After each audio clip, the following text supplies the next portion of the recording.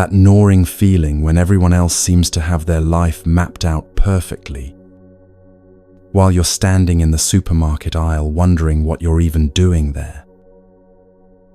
If that hits close to home, take a breath. You're not broken. You're not behind. You're exactly where countless wise beings have stood before discovering something profound. The Buddha himself spent 6 years wandering, searching, feeling utterly lost. The greatest Zen masters speak of "don't know mind" as the doorway to truth. What if your confusion isn't a problem to solve, but a crack where light gets in? If it feels right, share in the comments where you're listening from, your city, your cozy corner, maybe just my car during lunch break. There's something beautiful about knowing we're scattered across the world, yet feeling the same human uncertainty together. Find a comfortable spot if you can. Maybe grab that soft blanket or settle into your favorite chair. This isn't about fixing yourself in the next 3 hours. It's about discovering that the very place where you feel most lost might be exactly where your authentic path begins. We're going to explore ancient remedies for modern restlessness. Not quick fixes, but gentle wisdom that's helped humans navigate uncertainty for over 2,000 years. Ready to discover why being lost might be the most honest place to start?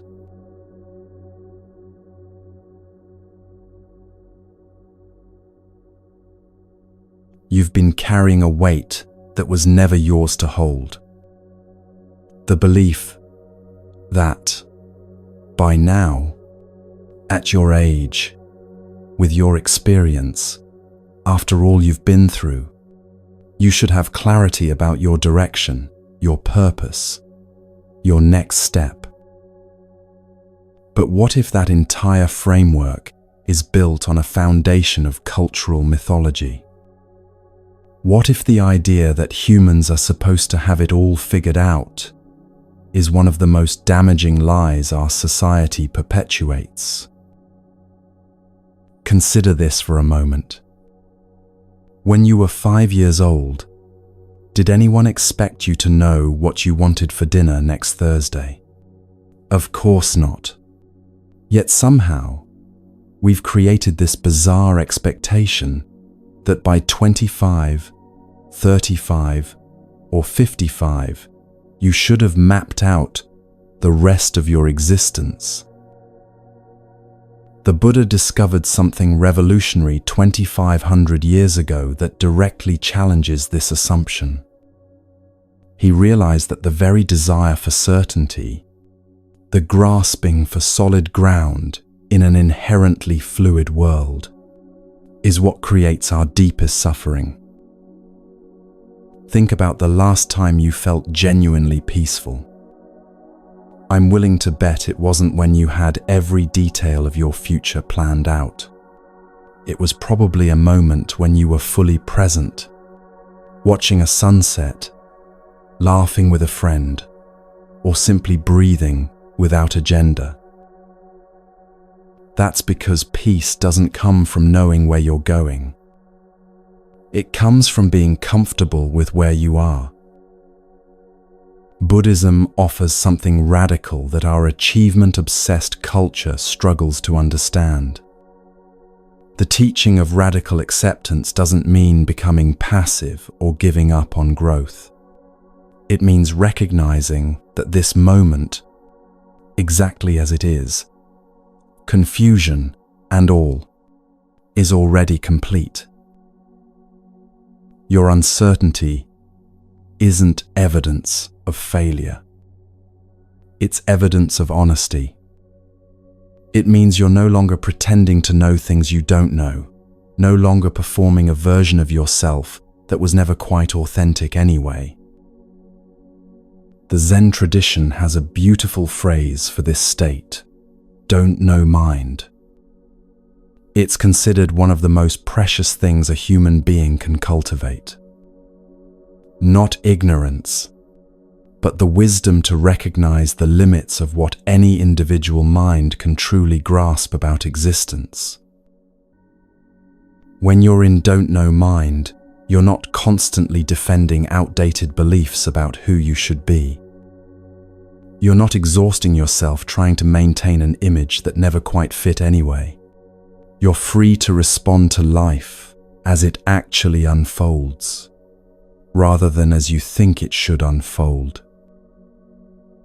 This creates space for something beautiful to emerge. Curiosity instead of judgment, openness instead of resistance. The kind of presence that allows you to notice opportunities you would have missed while frantically trying to execute a rigid plan. But let's be honest about why this feels so threatening. We live in a culture that mistakes activity for progress, plans for wisdom, and certainty for strength. Admitting you don't know where you're going can feel like admitting failure. Yet consider the greatest innovations, the most meaningful relationships, the moments that actually changed your life. How many of them went according to plan? How many emerged from periods of uncertainty, confusion, or what you might have called being lost at the time? Steve Jobs spoke about this when he said, "You can only connect the dots looking backward." The computer science courses that seemed random at the time became essential to creating the Mac. The calligraphy class he took for fun revolutionized digital typography. The period when he was fired from his own company led to some of his most innovative work. What looked like detours were actually the path. What felt like being lost was actually being guided. There's an ancient story that illustrates this beautifully. A fisherman was drifting down a river in his small boat, when suddenly another boat came careening toward him through the morning mist. "Move," he shouted. "You're going to crash into me." But the boat kept coming, faster and faster, until it slammed directly into his vessel. The fisherman was furious. He stood up, ready to unleash his anger at the careless boater who had just ruined his peaceful morning. But as the mist cleared, he saw that the other boat was empty. It had simply broken free from its mooring and was drifting with the current. Immediately, his anger dissolved. He simply pushed the empty boat away and continued on his journey. The Taoist sage Chuang Tzu, who first told this story, asks us to consider, what if all the boats that crash into us in life are empty? What if the circumstances that disrupt our plans, the people who disappoint us, the unexpected turns that leave us feeling lost, what if none of it is personal? What if feeling lost isn't something happening to you, but something happening through you? A natural movement of life that's trying to take you somewhere you couldn't plan your way to? Think about it this way. Every tree that grows in a forest encounters obstacles, rocks in the soil, other trees blocking sunlight, storms that bend their branches. Does the tree spend its energy being angry at these obstacles? Does it feel like a failure when it has to grow around a boulder instead of through it? Of course not. The tree simply adapts. It finds a way around, over, or through. Sometimes these adaptations create the most beautiful and distinctive shapes. The obstacles become part of the tree's unique character. Your periods of confusion might be serving the same function. They're forcing you to adapt, to grow in directions you never would have chosen, but that ultimately make you more resilient, more creative, more authentically yourself. This shift in perspective changes everything. Instead of asking, "Why is this happening to me?" you begin to ask, "What is this trying to show me?" Instead of resisting the uncertainty, you become curious about what it might be clearing space for. Buddhism teaches that what we call confusion is often the mind's way of releasing old patterns that no longer serve us. Like a computer clearing its cache, the periods when nothing seems clear are often when the deepest reorganization is happening. You know that feeling when you're trying to remember someone's name, and the harder you try, the more elusive it becomes. But then later, when you're thinking about something completely different, the name suddenly pops into your consciousness. That's because your mind was working on the problem in the background in ways that conscious effort couldn't access. Your periods of confusion might be serving a similar function. The answers you're looking for might be forming in the depths of your awareness, but they need space to emerge naturally. You're not falling apart. You're falling together in a new way. But this requires a fundamental shift in how you measure your worth. Our culture teaches us to value ourselves based on achievements, accumulations, and the appearance of having our act together. Buddhism suggests something entirely different. Your worth isn't based on what you've figured out. It's based on your willingness to keep showing up, to keep breathing, to keep being present, even when presence feels uncomfortable. The most profound spiritual teachers throughout history share a common thread. They're not the ones who figured everything out early and never wavered. They're the ones who learned to find peace within uncertainty, wisdom within confusion, and strength within vulnerability. The Dalai Lama was forced to flee his homeland as a young man. Thich Nhat Hanh has exiled from Vietnam for his peace work. Pema Chodron went through a devastating divorce that shattered her conventional life. Their wisdom didn't come from avoiding confusion and loss.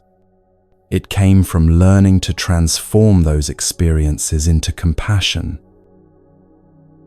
Your confusion isn't a bug in the system. It's a feature. It's your psyche's way of refusing to settle for answers that don't actually fit your lived experience. It's your inner wisdom saying, "We need to go deeper." Consider how arrogant it would be to assume that your individual mind, with its limited perspective and culturally conditioned assumptions, should be able to figure out the meaning and direction of an existence that's part of an incomprehensibly vast and complex universe. When you really think about it, Feeling lost is the only honest response to being a finite being in an infinite cosmos. It's humility, disguised as confusion. This doesn't mean you stop making plans or setting intentions. It means you hold them lightly. You recognize them as helpful tools rather than sacred contracts. You remain open to course corrections, unexpected opportunities, and the possibility that life might have a better plan than the one you've constructed. Think of your plans like a GPS system. When you're driving and the GPS says, recalculating route, you don't pull over and have an existential crisis. You trust that the system is finding a better path based on current conditions. Your periods of confusion might be life's way of saying, recalculating route.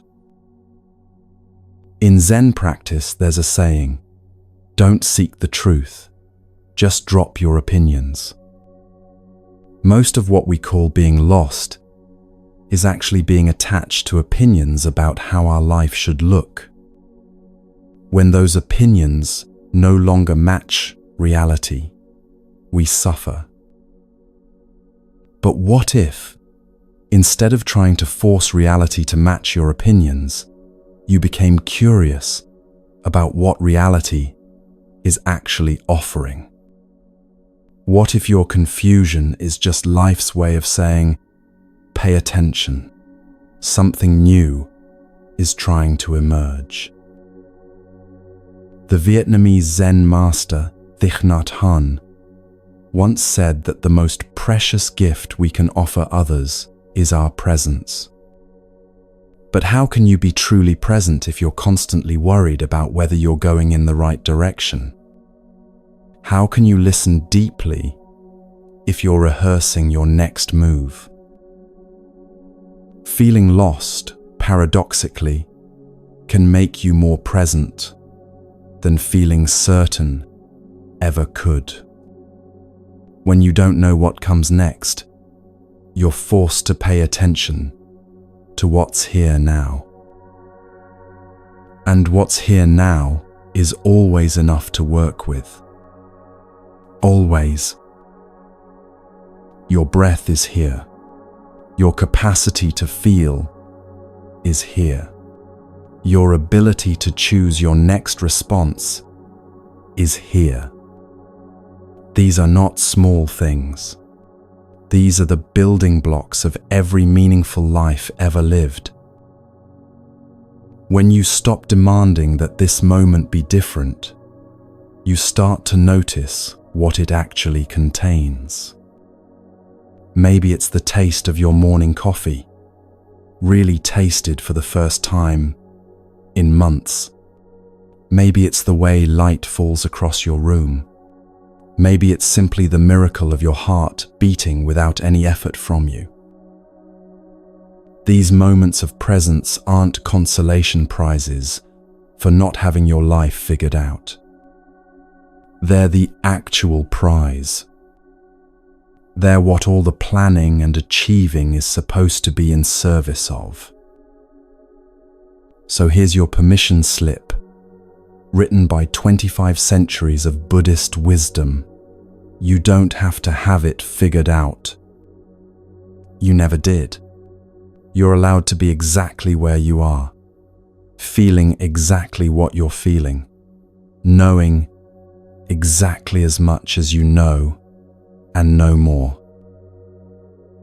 You're allowed to be human, beautifully, imperfectly, authentically human. And sometimes, being human means feeling like an empty boat, drifting down a river, not sure where the current is taking you, but trusting that the river knows the way to the sea. The ancient teachers remind us that confusion is often the beginning of wisdom, not its absence. That questions can be more valuable than answers. That the willingness to say, "I don't know" is the first step toward knowing something real. So take a breath. Feel your feet on the ground. Notice that you're still here, still breathing, still capable of this moment of awareness. That's not nothing. That's everything.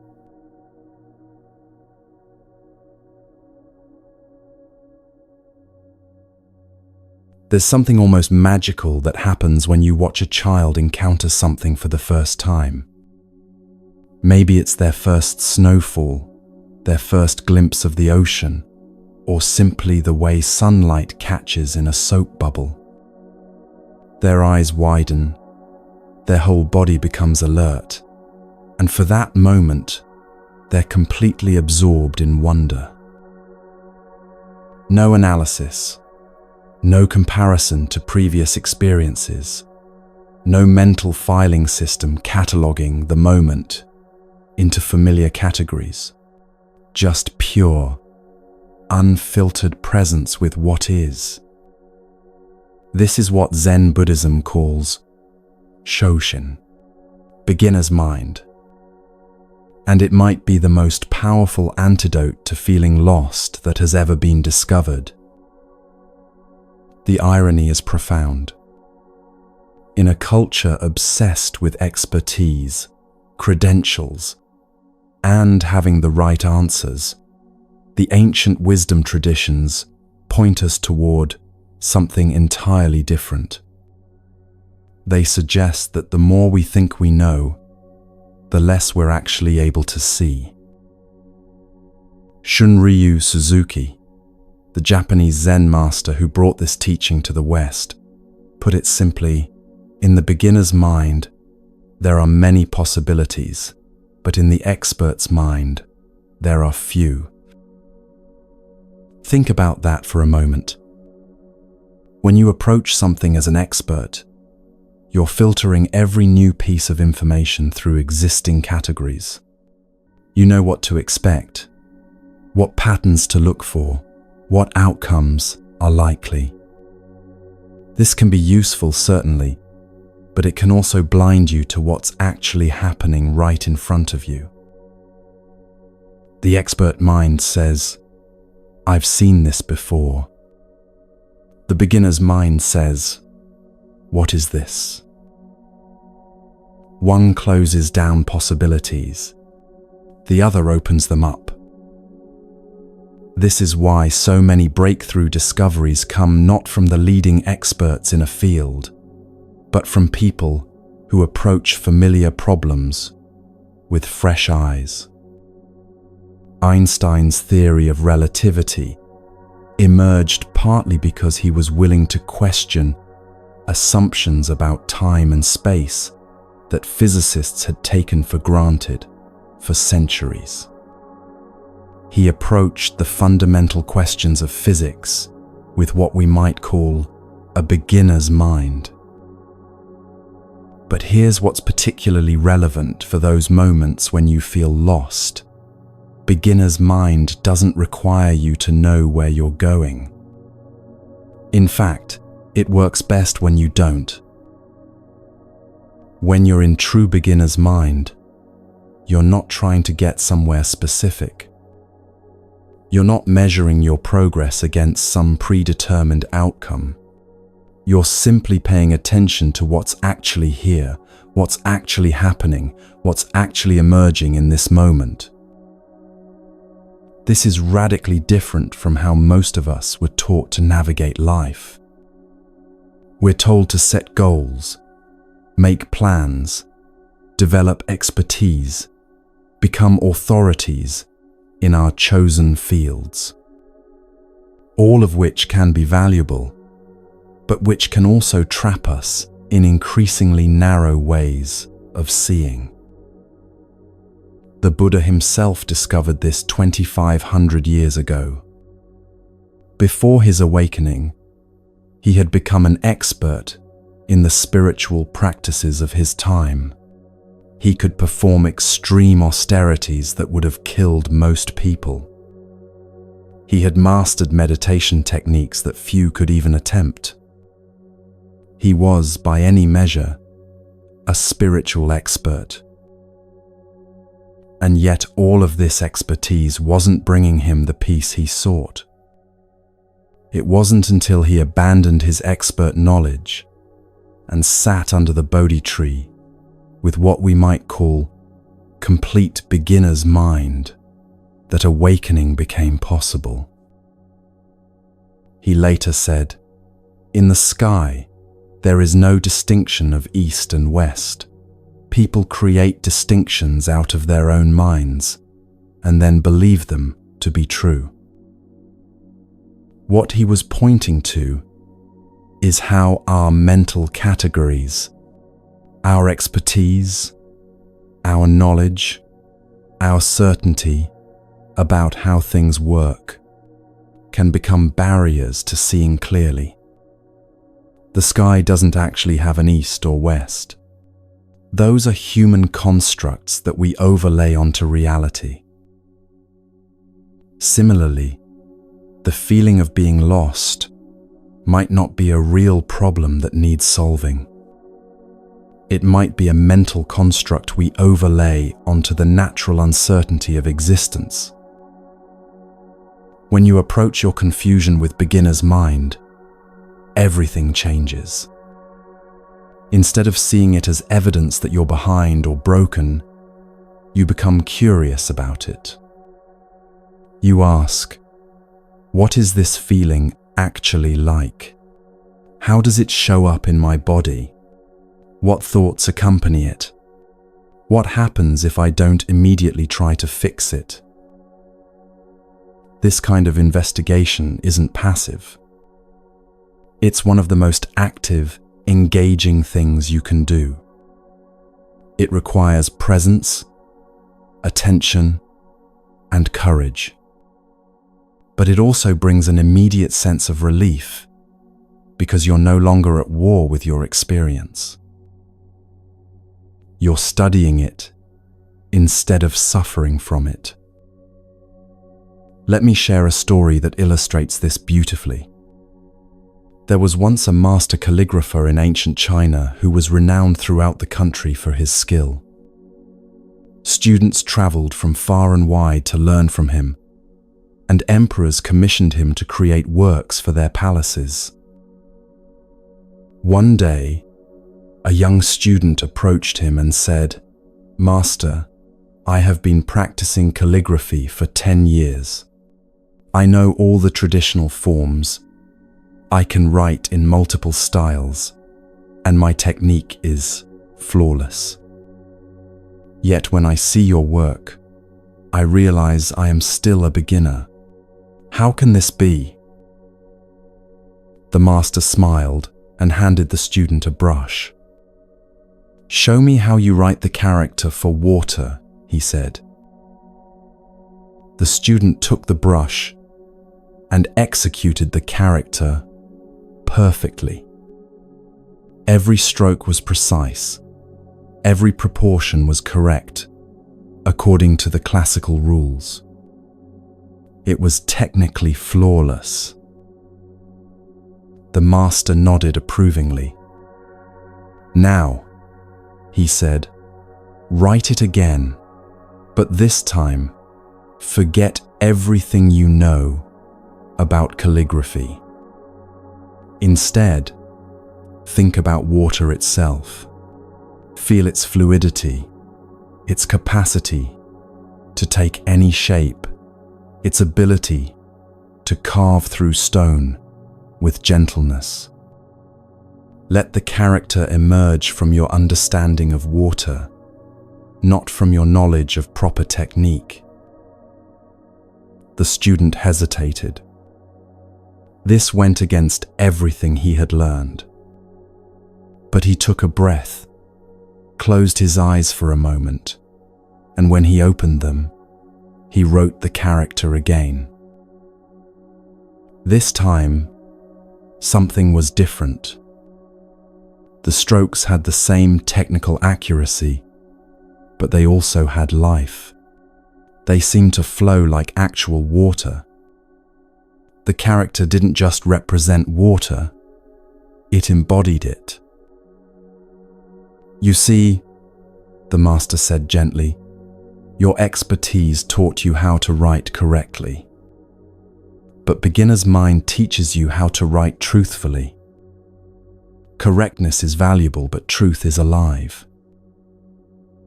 This story captures something essential about why beginner's mind is such a powerful remedy for feeling lost.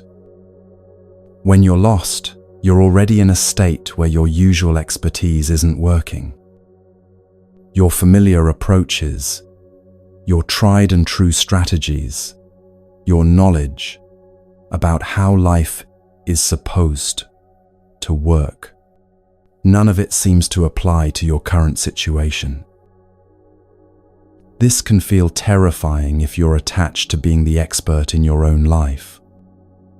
But it can feel liberating if you're willing to embrace beginner's mind. Because when you don't know what you're doing, you're forced to pay attention to what's actually happening. You can't rely on autopilot. You can't just apply a formula you learned before. You have to be present, responsive, alive to the moment. Think about learning to ride a bicycle. No amount of theoretical knowledge about balance, momentum, and steering can substitute for the moment-to-moment attention required when you're actually on the bike. You have to feel your way into it, make countless micro-adjustments, and develop an intuitive sense of how to respond to each wobble. Life is like that bicycle. The moments when you feel most lost are often the moments when you're being asked to develop new balance, new responsiveness, new ways of navigating that can't be learned from a book or inherited from past experience. But our culture makes this incredibly difficult because it's so uncomfortable with not knowing. We live in an information age where ignorance feels like a moral failing. If you don't know something, you can Google it in seconds. If you can't figure something out, you can find an expert to tell you what to do.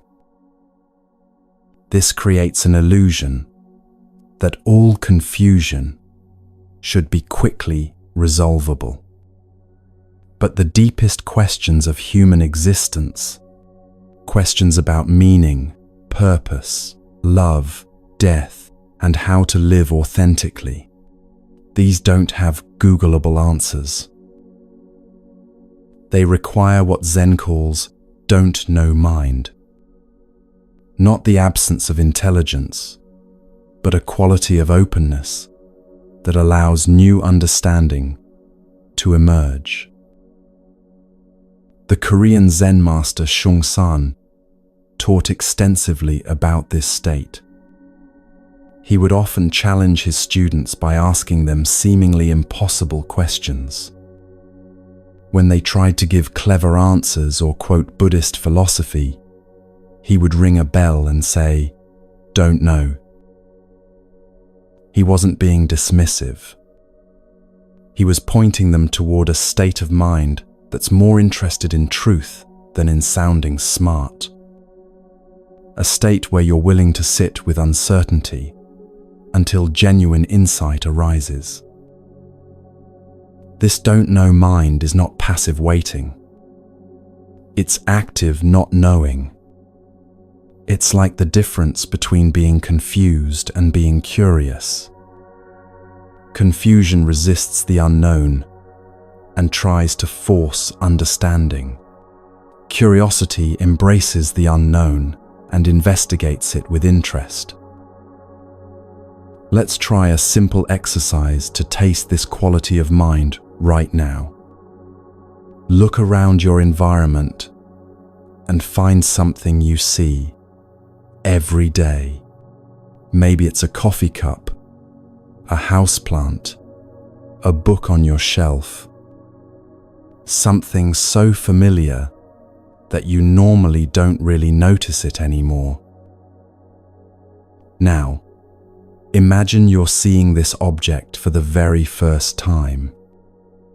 You don't know what it's called or what it's used for. You're simply encountering it as a pure phenomenon.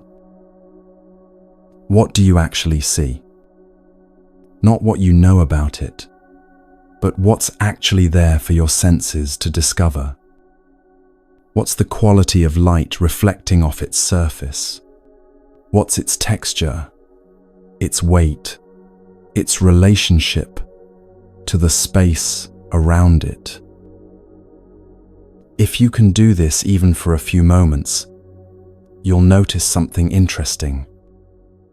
The object becomes more vivid, more alive, more interesting than it was when you were seeing it through the filter of familiarity.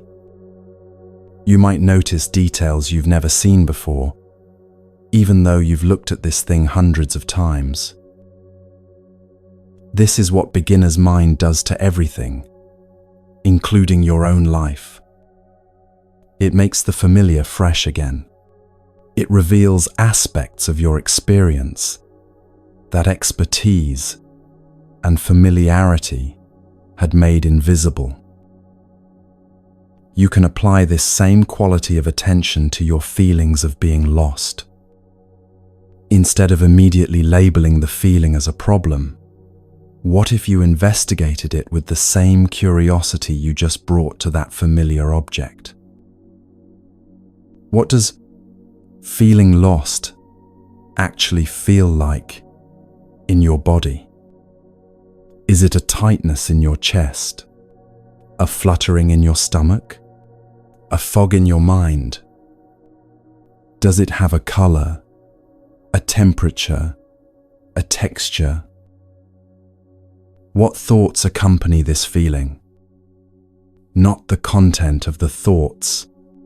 We all know the stories our minds tell when we feel confused, but the actual quality of thinking itself.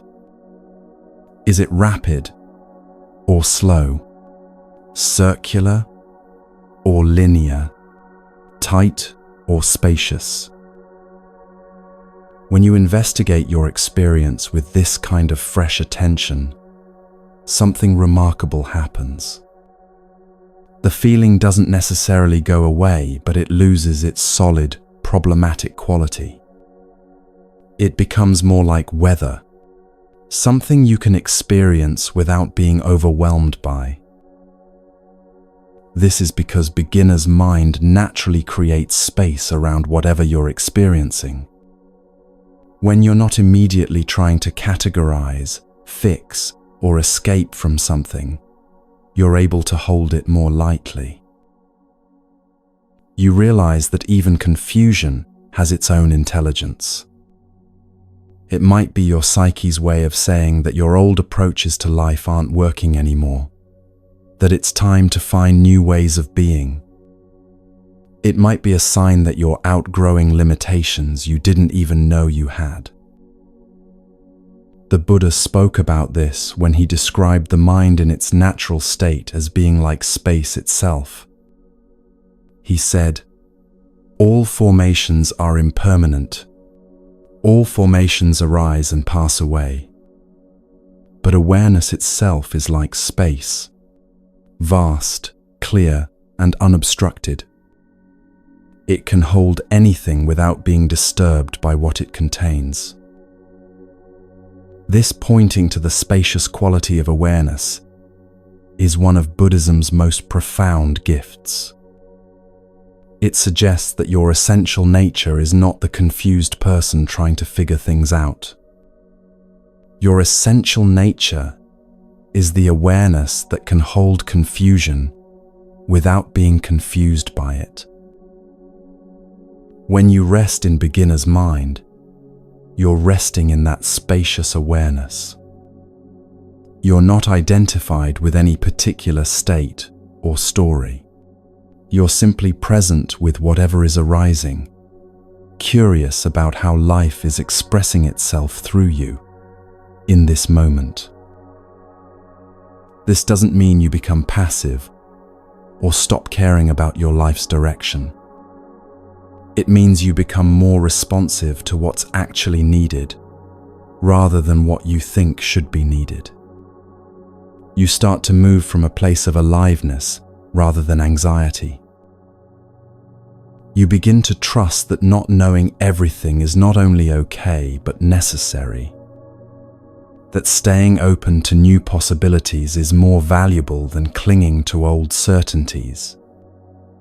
That curiosity is a more reliable guide than expertise when you're navigating uncharted territory.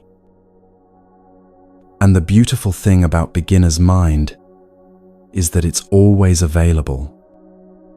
No matter how much you think you know, no matter how expert you've become in any area of life, you can always choose to meet this moment with fresh eyes. You can always ask, what don't I know about this situation? What am I not seeing? What would it be like to approach this with complete openness? These questions don't diminish your intelligence or experience. They expand it. They create space for wisdom to emerge that your expertise alone could never access. So the next time you feel lost, consider it an invitation into beginner's mind.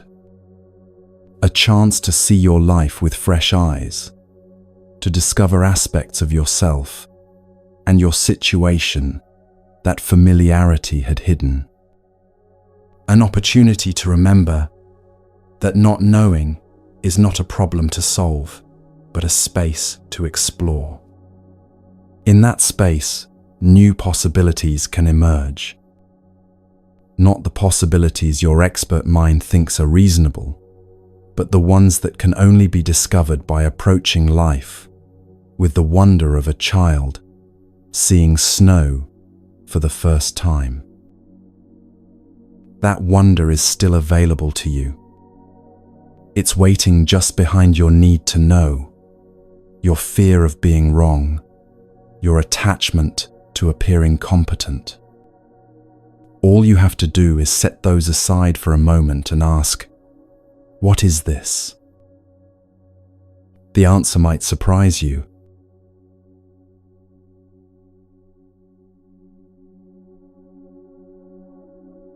There's an ancient story that maps the human journey of awakening better than any modern psychology textbook ever written.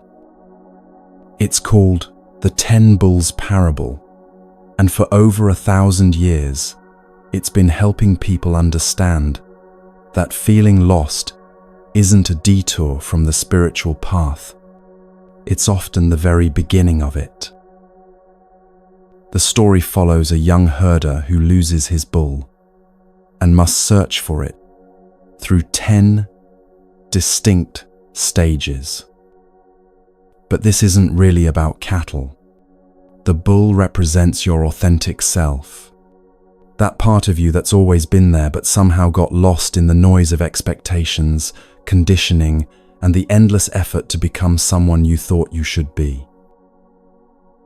What makes this parable so powerful is that it doesn't romanticize the journey. It shows that finding yourself is messy, non-linear, and often frustrating. But it also shows that every stage, even the confusion, even the setbacks, serves a purpose in your overall awakening. Let's begin with the first stage of this journey, searching for the bull. This is where most people find themselves, when they first realize something is missing. Maybe you're successful by external standards but feel empty inside. Maybe you're following a path that made sense 5 years ago, but now feels like wearing clothes that no longer fit. Maybe you wake up each morning wondering, is this it? Is this really my life? In modern terms, this is the quarter-life crisis, the midlife crisis, the post-graduation panic, or any moment when the life you've built no longer matches who you're becoming. You know something's wrong, but you can't quite name what it is. You start reading self-help books, maybe try therapy, perhaps experiment with meditation or spiritual practices. You're searching, but you don't even know exactly what you're looking for.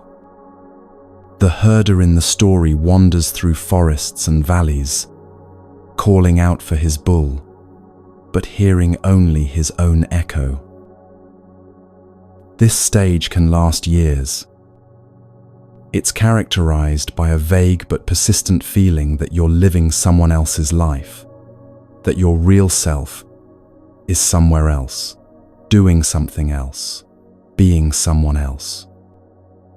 What makes this stage particularly challenging is that everyone around you might think you have it all figured out. You might even have achieved what society considers success.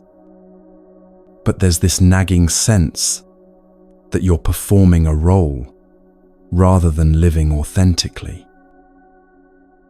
Think about Emma, a marketing executive who described this stage perfectly. I had the corner office, the six-figure salary, the respect of my colleagues. But every morning I'd sit in my car before going into work and feel this overwhelming sense of dread. Not because my job was terrible, but because it felt like I was putting on a costume and pretending to be someone I wasn't. I just didn't know who I actually was underneath the performance. The natural remedy here isn't to search harder, but to honor the longing itself. That restlessness is your inner wisdom, refusing to settle for a life that's too small for who you're becoming.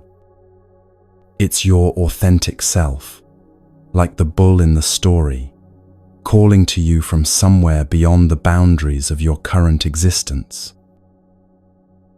The second stage emerges when you begin finding the tracks. Eventually, you start to notice patterns. Maybe you realize that you feel most alive when you're creating something, even though your job involves no creativity whatsoever. Maybe you notice that certain conversations light you up, while others drain your energy. Maybe you start paying attention to what you were drawn to as a child before the world told you it wasn't practical. Sarah, a corporate lawyer, experienced this beautifully. I started noticing that I would find excuses to walk through the design department at work. I'd linger by their computers, fascinated by what they were creating. At first, I told myself I was just curious. But then I realized these were tracks, breadcrumbs, leading me back to something I'd loved but abandoned in college, when everyone told me art wasn't a real career. The tracks might show up as recurring dreams, persistent interests that seem impractical, or moments when you feel like you're channeling some deeper part of yourself. They're subtle at first, easy to dismiss as coincidence or wishful thinking. You might notice that you always stop to read articles about certain topics, that you're drawn to specific environments, or that you feel energized after particular types of activities. But this stage teaches you to become a detective of your own authenticity. You start tracking what energizes you versus what depletes you, what feels like expansion versus contraction, what aligns with your values versus what you do out of obligation. You begin to pay attention to your body's wisdom, how it relaxes in certain situations and tenses in others. The natural remedy is developing what we might call authentic awareness, the ability to notice and honor these subtle signals from your deeper self. Most people have been trained to ignore these tracks in favor of more practical considerations. But the tracks are your compass, pointing toward what's real. They're your bull, leaving footprints in the soil of your daily experience. Then comes the breakthrough moment of the third stage, seeing the bull. Suddenly, you catch a glimpse of who you really are beneath all the conditioning.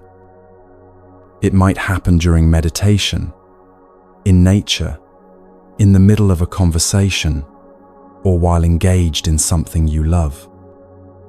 For a moment, the fog clears and you see yourself clearly.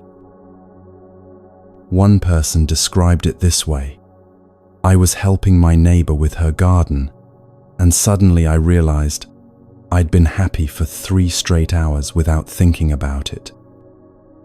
Not the effortful kind of happiness where you're trying to be positive, just natural contentment. I looked at my hands in the soil and thought, this is me. This is who I am when I'm not trying to be anyone. These moments of seeing can be profound or subtle. Maybe it's the way you feel when you're helping someone solve a problem, when you're explaining something you're passionate about, or when you're moving your body in a way that feels natural. Maybe it's recognizing yourself in a character, in a book, or feeling deeply moved by a piece of music that seems to speak your inner language. But here's what the parable teaches us about this stage.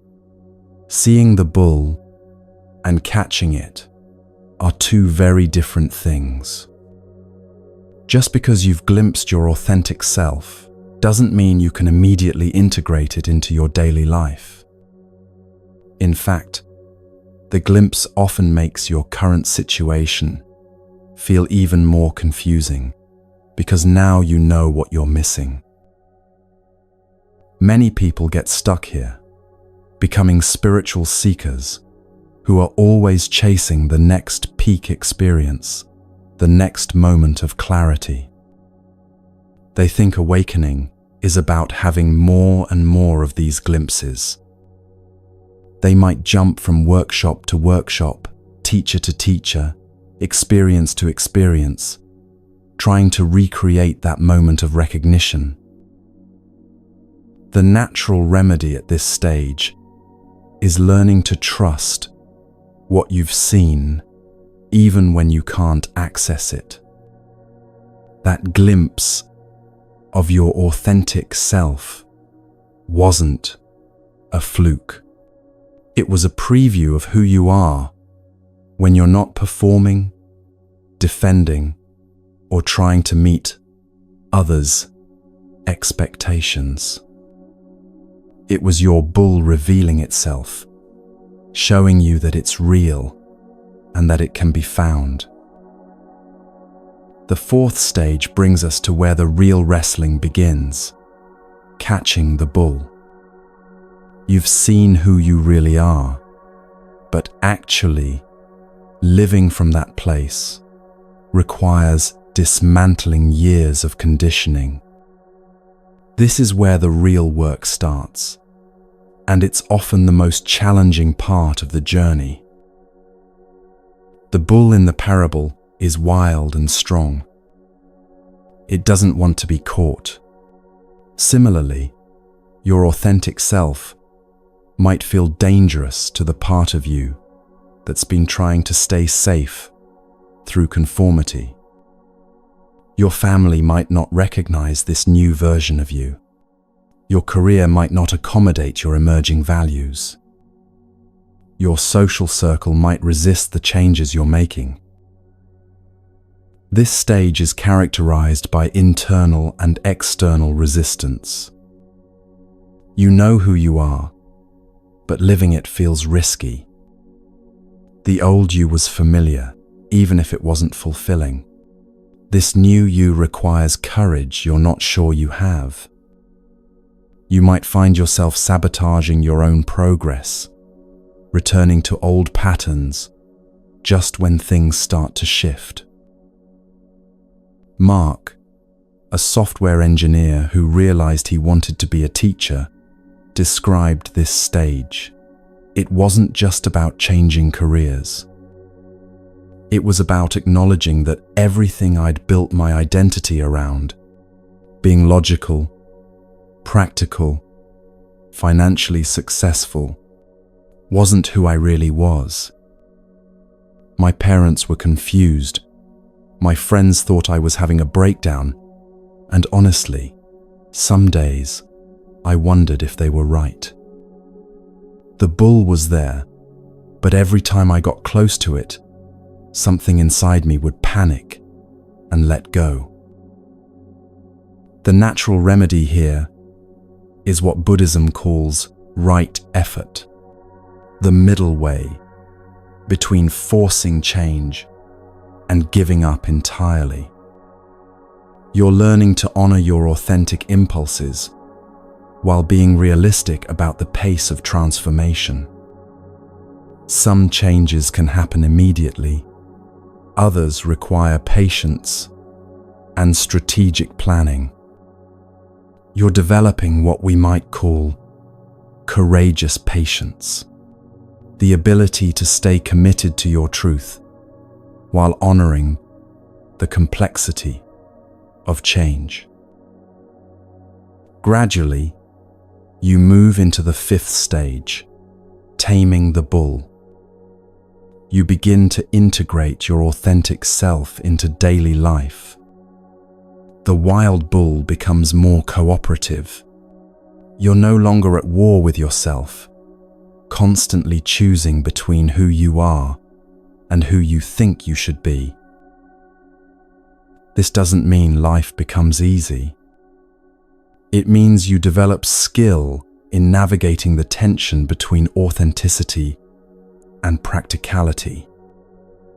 You learn how to honor your values within imperfect circumstances. You discover that being true to yourself doesn't require becoming a different person overnight. It requires becoming more fully who you already are. At this stage, you might still work in the same job, but you approach it differently. You might stay in the same relationship, but you show up more honestly. You begin to find ways to express your authentic self within the structures of your existing life. You start making small but significant changes that align your outer life with your inner truth. Lisa, an accountant who discovered her love for writing, exemplified this stage. I didn't quit my job immediately, but I started writing for an hour each morning before work. I began having more honest conversations with my partner about what mattered to me. I said no to social commitments that felt draining, and yes to activities that fed my creativity. Slowly, my whole life began to align with who I really was.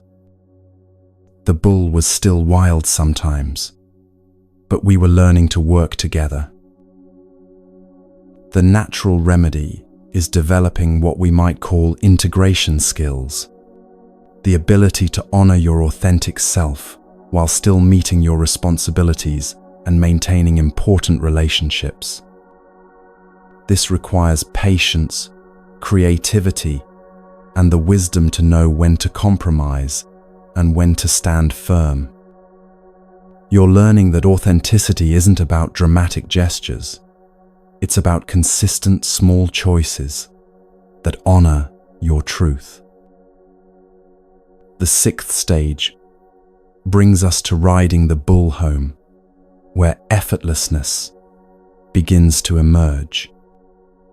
The struggle between your authentic self and your conditioned self starts to resolve. You're no longer fighting to be yourself. You're simply being yourself. There's a sense of coming home that brings deep peace. At this stage, decisions become clearer because you have a reliable internal compass. You can feel when something aligns with your values and when it doesn't. You trust your intuition more than external opinions. There's less second guessing, less anxiety about making the right choice. You begin to move through life with a quality of presence that others notice. People often comment on changes they see in you during this stage. There's less anxiety, less need to prove yourself, less reactive behavior. You're present in a way you weren't before because you're no longer divided against yourself. The constant internal negotiation between who you are and who you should be begins to quiet. But here's what's particularly interesting about the traditional parable. This isn't the end of the journey. In fact, the next stages suggest that even finding and integrating your authentic self is just preparation for something deeper. The bull that you worked so hard to find and tame begins to seem less important than the awareness that found it. The seventh stage reveals something profound: the bull forgotten, self alone. At this stage, even the effort to be authentic begins to fall away. You're no longer thinking about whether you're being true to yourself, because authenticity has become your natural state.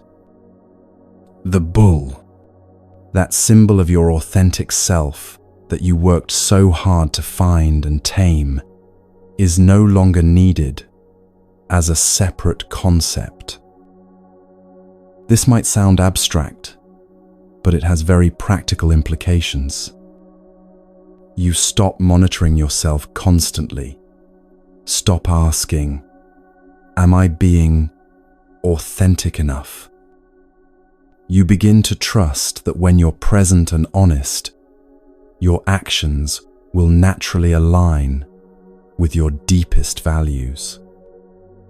The self-consciousness about being authentic fades because you're no longer performing authenticity, you're simply living it. There's a simplicity to this stage that people find deeply restful.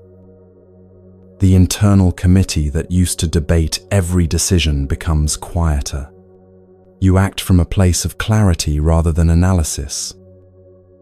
It's like the difference between thinking about riding a bicycle and simply riding it. The mechanics become unconscious and natural. The eighth stage takes this even further, both bull and self forgotten. This stage points to something that goes beyond personal authenticity altogether. Even the sense of being a separate self who needs to find their path begins to dissolve. You realize that the very search for yourself was based on the assumption that you were lost to begin with. In psychological terms, this is the dissolution of the ego's need to have a special identity. You're no longer invested in being someone in particular. There's a profound letting go of the need to be anybody at all. This doesn't mean you become passive or lose your individuality. It means you stop clinging to any fixed idea of who you are. You become more like water, responsive to whatever container life provides, while never losing your essential nature. The 9th stage brings us to returning to the source. Here, you realize that what you were searching for was never actually lost. The journey of finding yourself was necessary, but now you understand that your essential nature was always present, just obscured by the belief that you needed to become someone else. People in this stage often describe a profound sense of coming full circle. They remember who they were as children before the world taught them to be different. But now they can access that natural state as adults, with all the wisdom that experience has brought. There's a quality of innocence that's been regained, but it's an innocence informed by understanding rather than ignorance. This stage is characterized by deep gratitude for the entire journey, including the periods of confusion and lostness. You understand that even your mistakes and detours were necessary parts of finding your way home to yourself. The suffering that once felt pointless now reveals its purpose as the catalyst that began your search for something more real. Finally, we reach the 10th stage, entering the marketplace with helping hands. The final stage isn't about transcending the world, but about re-entering it with everything you've learned. You return to ordinary life, but now you bring with you the peace and wisdom you've discovered. You work, you love, you engage with daily responsibilities, but from a place of freedom rather than compulsion. Most importantly, you naturally become a source of support for others who are still searching. Not because you're trying to be a teacher, but because your presence itself is healing. People sense that you've found something real, and that gives them hope for their own journey. You don't need to preach or offer advice. Your way of being in the world becomes a teaching in itself. Now, one of the most comforting aspects of the 10 Bulls parable is understanding why progress isn't linear. The parable acknowledges the non-linear nature of inner development in a way that brings immense relief to anyone who's ever felt like they were going backward or getting stuck. You don't graduate from one stage and never return to earlier ones. Life has a way of cycling us through these stages repeatedly, each time at a deeper level. You might find your authentic self in one area of life while still searching for it in another. You might catch the bull in your career but still be looking for tracks in your relationships. You might experience profound clarity one day and complete confusion the next. You might feel like you've integrated your authentic self beautifully, only to have a major life change throw you back into searching mode. This isn't failure. It's how human consciousness actually develops in spirals rather than straight lines, with each return to familiar territory offering an opportunity for deeper, understanding.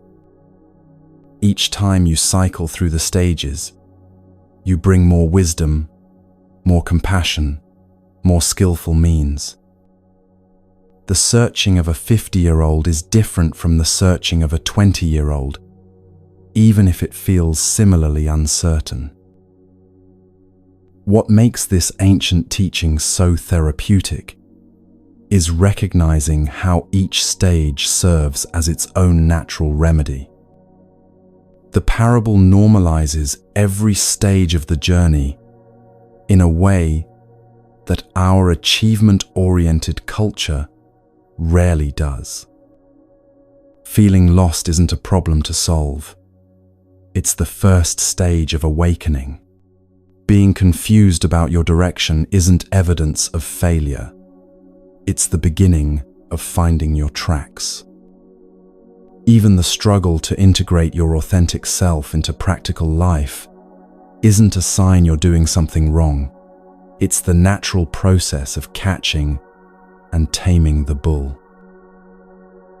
Each stage has its own medicine, its own gift, its own essential teaching. The searching teaches you to honor your longing and trust that something real is calling you. Finding the tracks develops your awareness and ability to recognize what's authentically yours. Seeing the bull builds your trust in your own direct experience. Catching it develops your courage to live differently. Taming it teaches integration and skillful means. The later stages cultivate surrender, wisdom, and compassionate action. Understanding where you are in this journey can bring immense relief. You're not broken or behind. You're not doing life wrong because you don't have it all figured out. You're exactly where you need to be, learning what you need to learn, developing the capacities that will serve you in later stages. Your confusion isn't a bug in the system. It's a feature of the awakening process. The parable also suggests that feeling lost is often a sign that you're ready for the next stage of development. Your confusion might be your psyche's way of saying that your current identity has become too small for who you're becoming. The discomfort is not punishment, it's preparation. It's life's way of creating space for something new to emerge.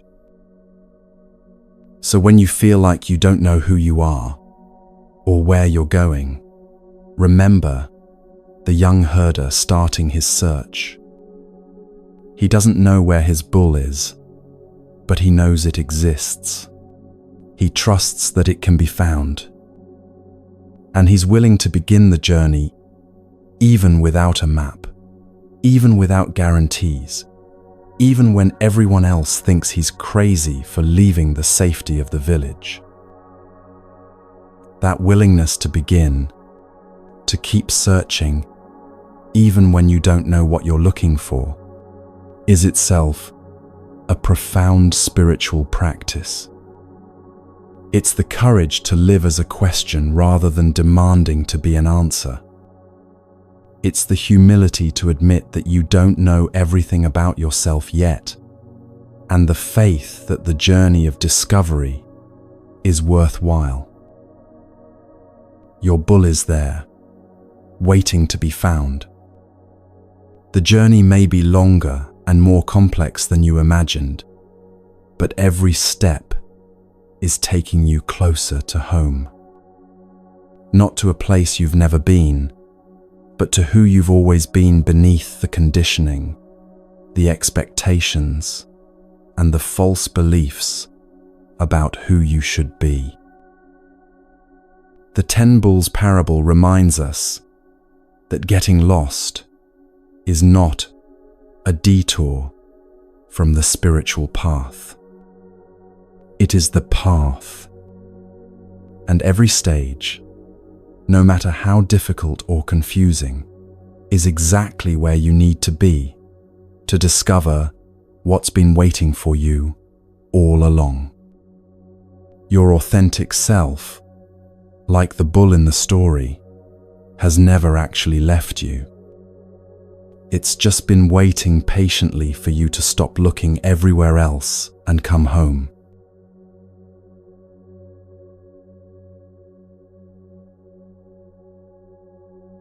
Have you ever wondered why certain situations keep showing up in your life? Why you attract the same type of relationships, find yourself in similar conflicts, or notice patterns that seem to follow you, no matter how many fresh starts you make?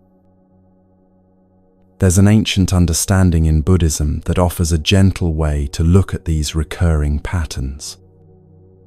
Not as punishment or proof that you're doing something wrong, but as seeds you've been planting without realizing it. Seeds that are now bearing fruit in your current experience. This teaching about karma isn't the popular version you might have heard. The oversimplified, what goes around comes around, that gets used to justify everything from traffic jams to tragedies. The Buddhist understanding of karma is far more nuanced and ultimately far more hopeful.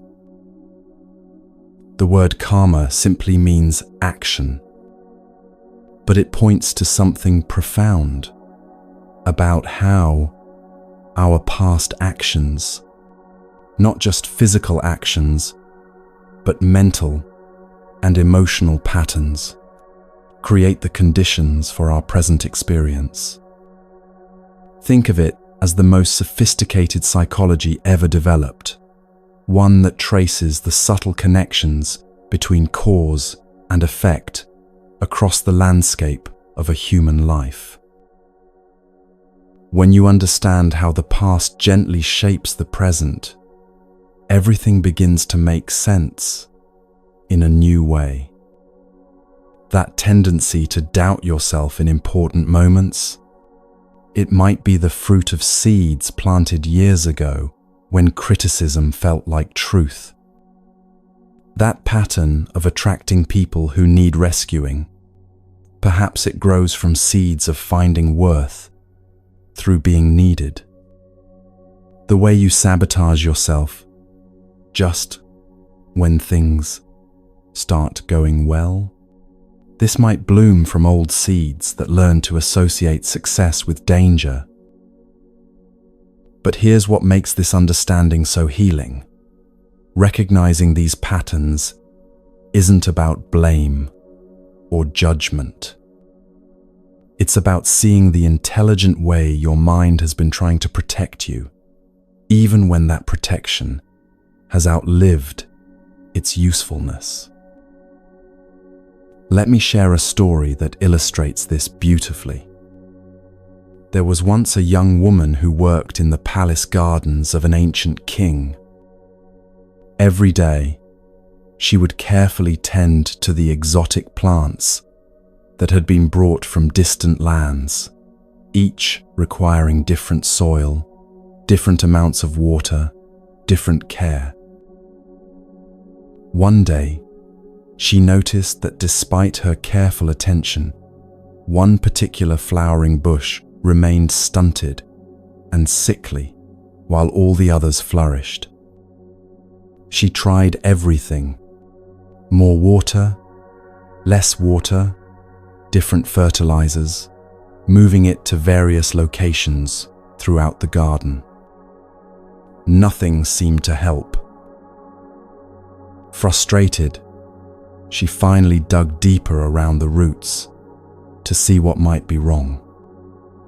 There, wrapped tightly around the main root system, she found an old piece of cloth that had been buried with the plant when it was first transplanted years ago. The cloth had seemed harmless at the time, perhaps even protective. But as the plant grew, the fabric had begun to constrict its roots, limiting its ability to absorb nutrients and expand. Carefully, gently, she worked to remove the old binding. It was delicate work because the roots had grown around the cloth, and removing it too quickly might damage the plant further. But once the constraint was gone, within days, the bush began to show new growth. Within weeks, it was thriving. Within months, it was the most beautiful specimen in the entire garden. The gardener realized that the binding hadn't been placed with malicious intent. Someone had wrapped the roots to protect them during transplanting. But what had once been protection had become limitation.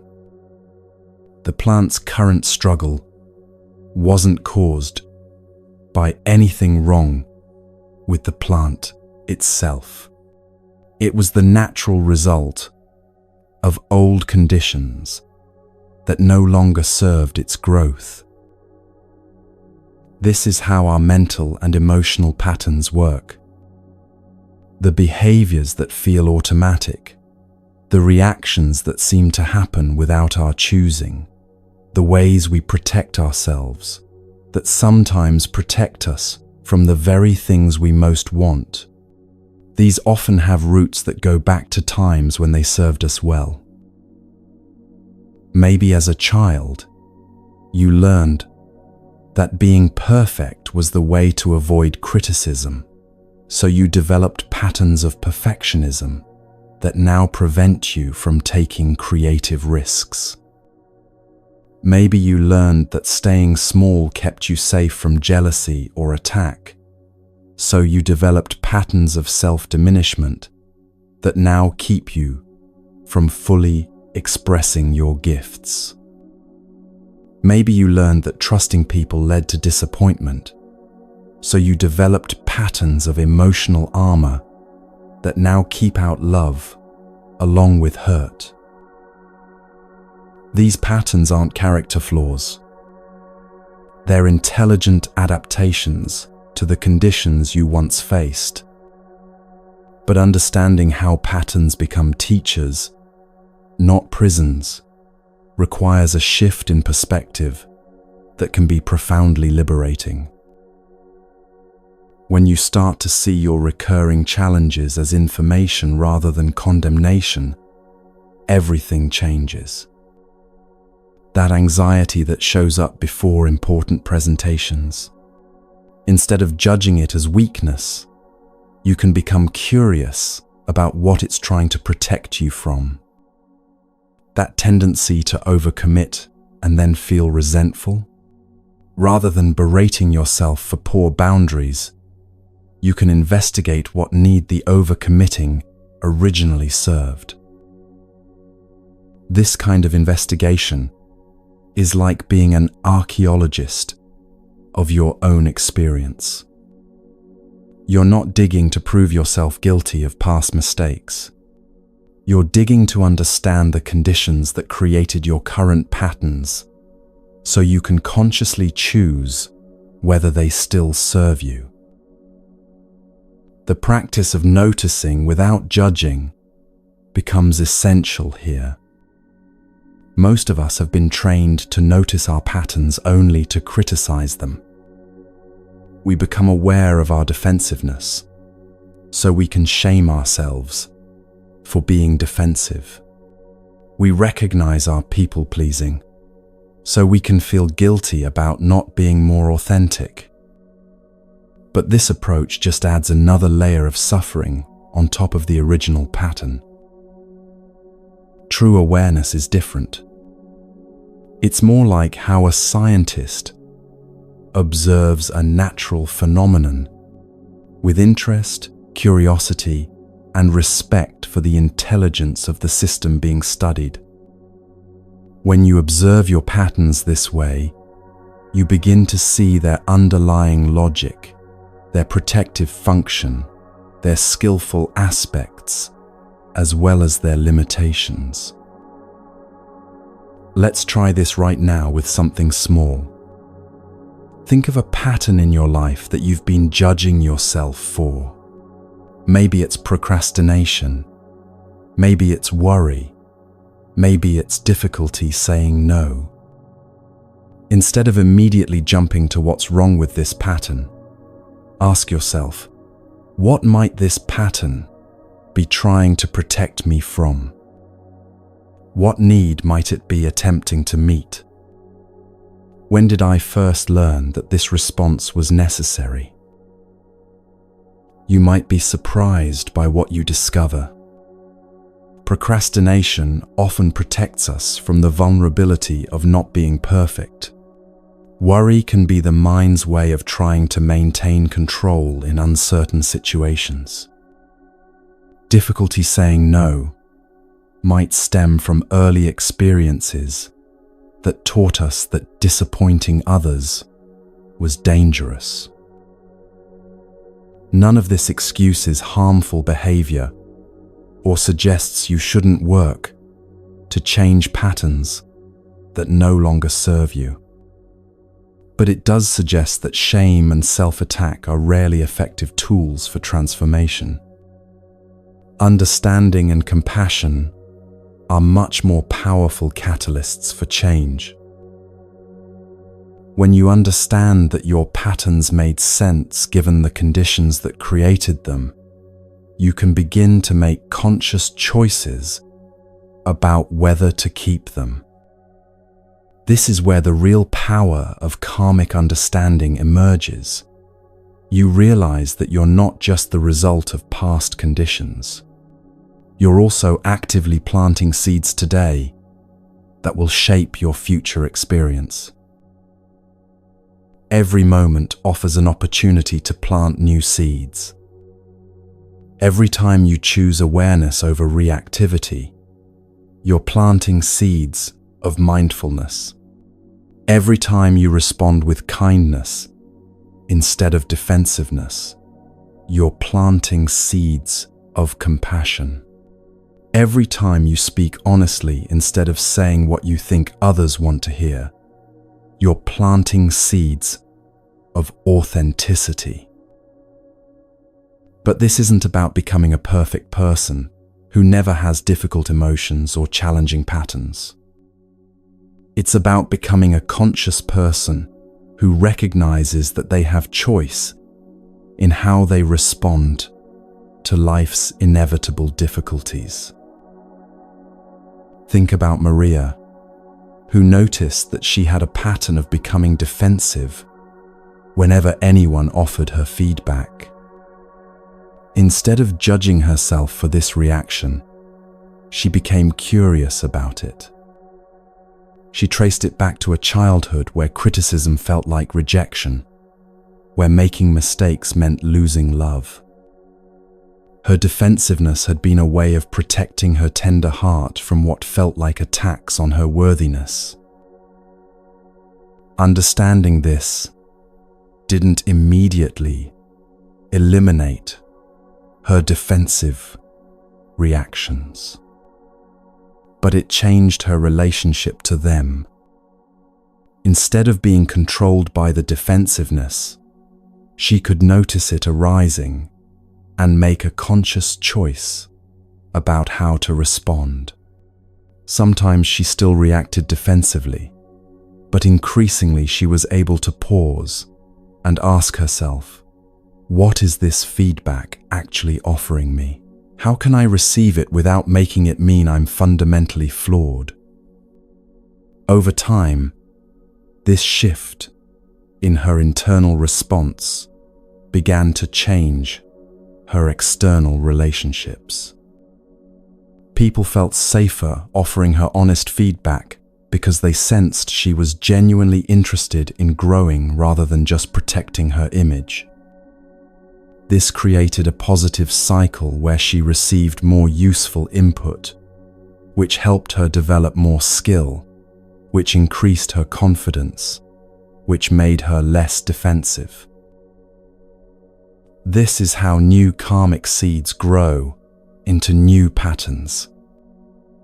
Not through force or willpower, but through understanding, compassion, and conscious choice, repeated over time. But there's something even more subtle happening in this process of working with karmic patterns. As you become more aware of how your past shapes your present, you also begin to see how interconnected all of our patterns are. Your defensiveness doesn't exist in isolation. It affects how others respond to you, which affects how they interact with others, which ripples out in ways you can't even track. This recognition can be humbling and empowering at the same time. Humbling, because you realize that so much of what you thought was just your personality is actually the result of countless causes and conditions, many of which were beyond your control. Empowering because you realize that your conscious choices about how to respond to life are contributing to the collective patterns that shape everyone's experience. When you choose patience instead of irritation with a difficult person, you're not just changing your own experience. You're planting seeds of patience that might affect how that person treats others. When you choose honesty instead of people-pleasing, you're creating conditions where others feel permission to be more authentic too. When you choose self-compassion instead of self-criticism, you're modeling a different way of being that others can learn from. This doesn't mean you're responsible for fixing everyone, or that you should sacrifice your well-being for others. It means that your inner work is never just personal. Your healing contributes to collective healing in ways both seen and unseen. There's a particular freedom that comes from understanding karma this way. You stop needing your past to have been different for you to be okay now.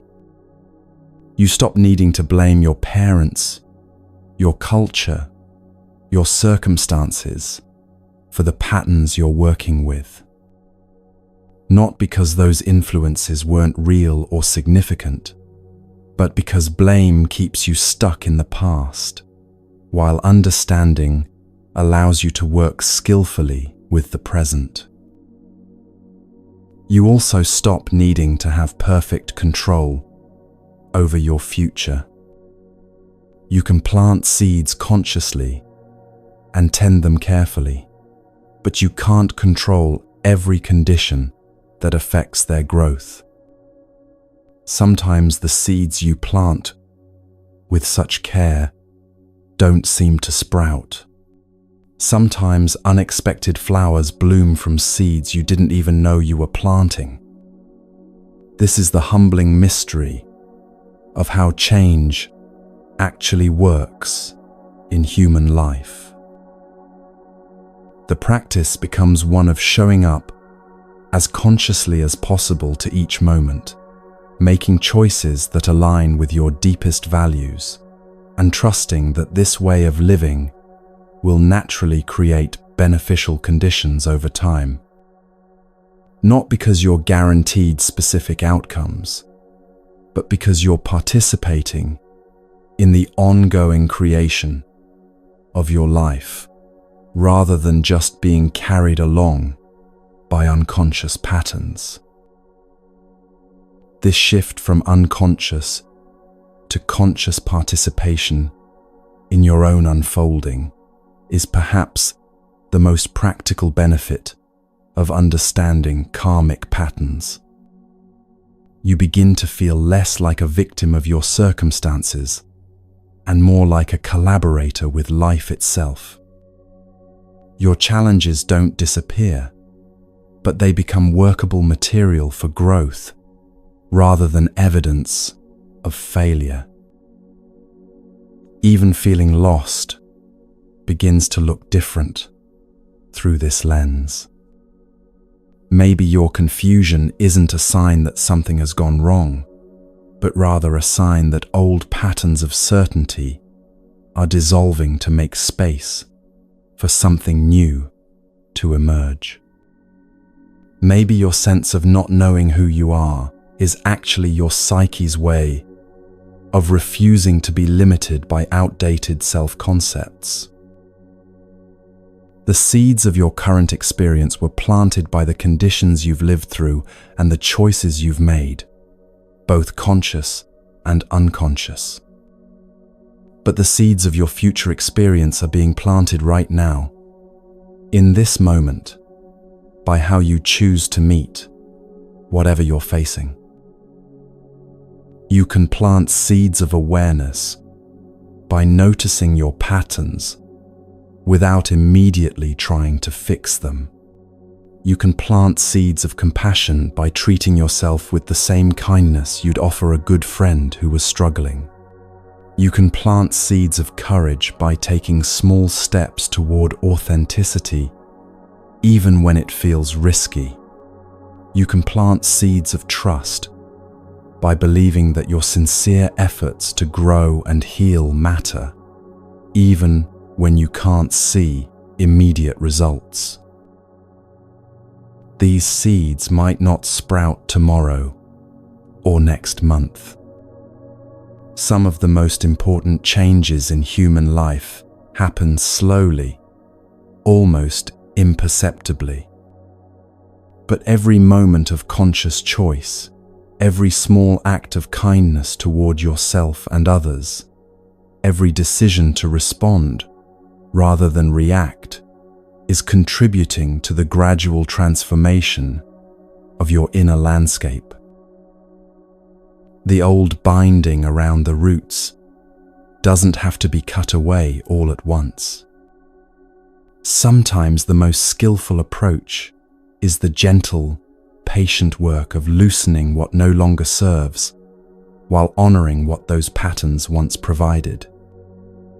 The plant in the story didn't become beautiful overnight, once the constraint was removed. It took time for the roots to expand, for new growth to emerge, for the full potential to be realized. But every day of growth built on the previous day. Every small expansion of the root system created conditions for further expansion. And eventually, what had once been the most struggling plant in the garden became the most magnificent. This is the promise hidden within your current confusion and challenges. They're not evidence that you're fundamentally flawed or behind where you should be. They're signs that old constraints are ready to be released, that new growth is trying to emerge, that the garden of your life is preparing for its next season of flourishing. The seeds of your experience, both past and future, are always being planted. The question is whether you're planting them consciously or unconsciously, with awareness or reactivity, with compassion or judgment. Every moment offers a fresh opportunity to choose what kind of garden you want to cultivate in the landscape of your life.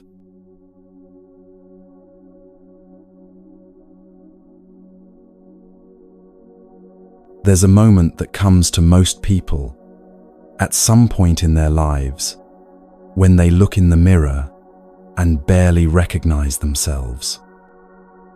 Not because they've aged or changed physically, but because the person staring back doesn't match the story they've been telling themselves about who they are.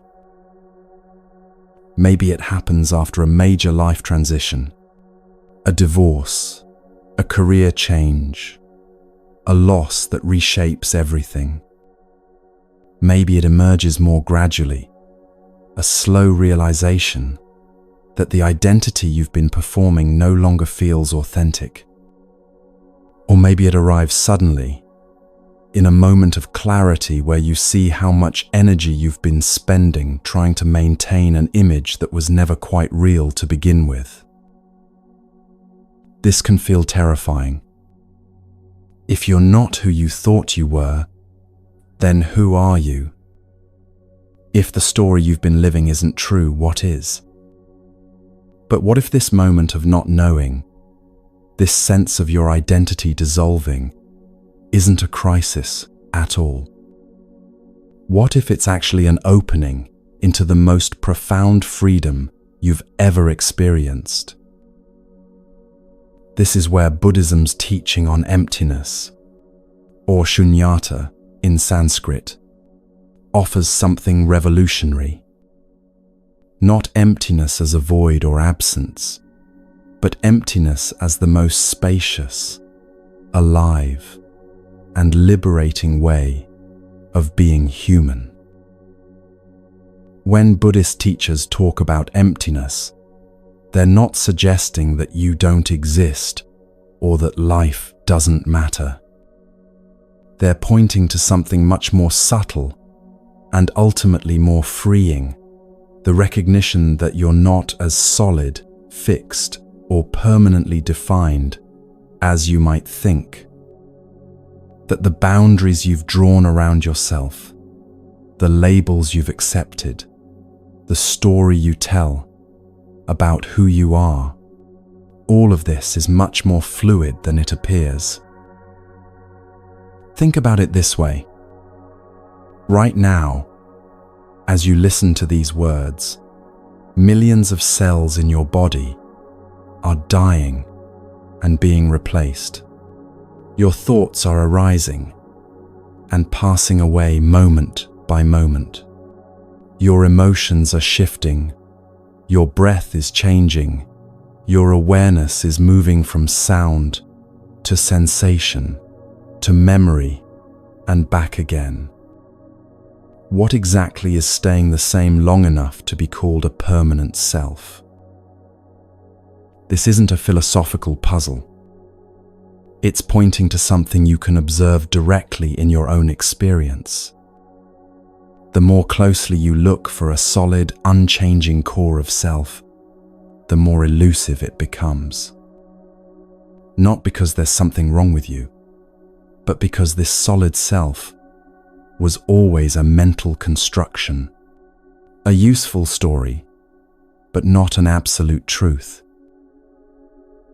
Understanding why solid identity creates suffering requires looking at how much energy goes into maintaining the image of a consistent self.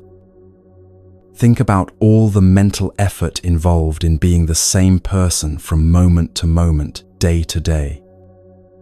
You have to remember who you're supposed to be, defend positions you took years ago, live up to expectations based on past versions of yourself. If you've identified yourself as the responsible one, you can't let yourself be spontaneous without an internal crisis. If you've built your identity around being successful, any failure becomes a threat to your very existence. If you see yourself as independent, asking for help feels like a betrayal of who you are. The more rigidly you define yourself, the smaller your world becomes. But here's what's particularly exhausting about trying to maintain a solid identity. It requires constant vigilance. You have to monitor your thoughts to make sure they're consistent with who you think you are. You have to filter your experiences to maintain your self-image. You have to defend against anything that might challenge your story about yourself. It's like trying to hold water in your hands, possible for a moment, but ultimately futile and tiring. There's an ancient story that captures this beautifully. In a mountain village, there grew two trees side by side. One was an old oak, massive and strong, its trunk thick and unyielding. The other was a young bamboo, slender and flexible, bending gracefully with every breeze. The oak was proud of its strength and solidity. "Look at me," It would say to the bamboo during calm days, "I stand firm against every storm. I don't bend or sway like you do. I am strong, permanent, unmovable." That is what it means to be a real tree. The bamboo would listen quietly, continuing to sway gently, even in the lightest wind. It didn't argue with the oak, but it also didn't try to change its own nature. Where the oak was rigid, the bamboo remained fluid. Where the oak resisted movement, the bamboo danced with it. Then one winter, a massive storm swept through the mountains. The winds were unlike anything the village had ever seen, howling through the valleys with devastating force. The oak, true to its nature, stood firm and refused to bend. It fought the wind with all its strength, determined to prove its permanence and solidity. But the wind was stronger.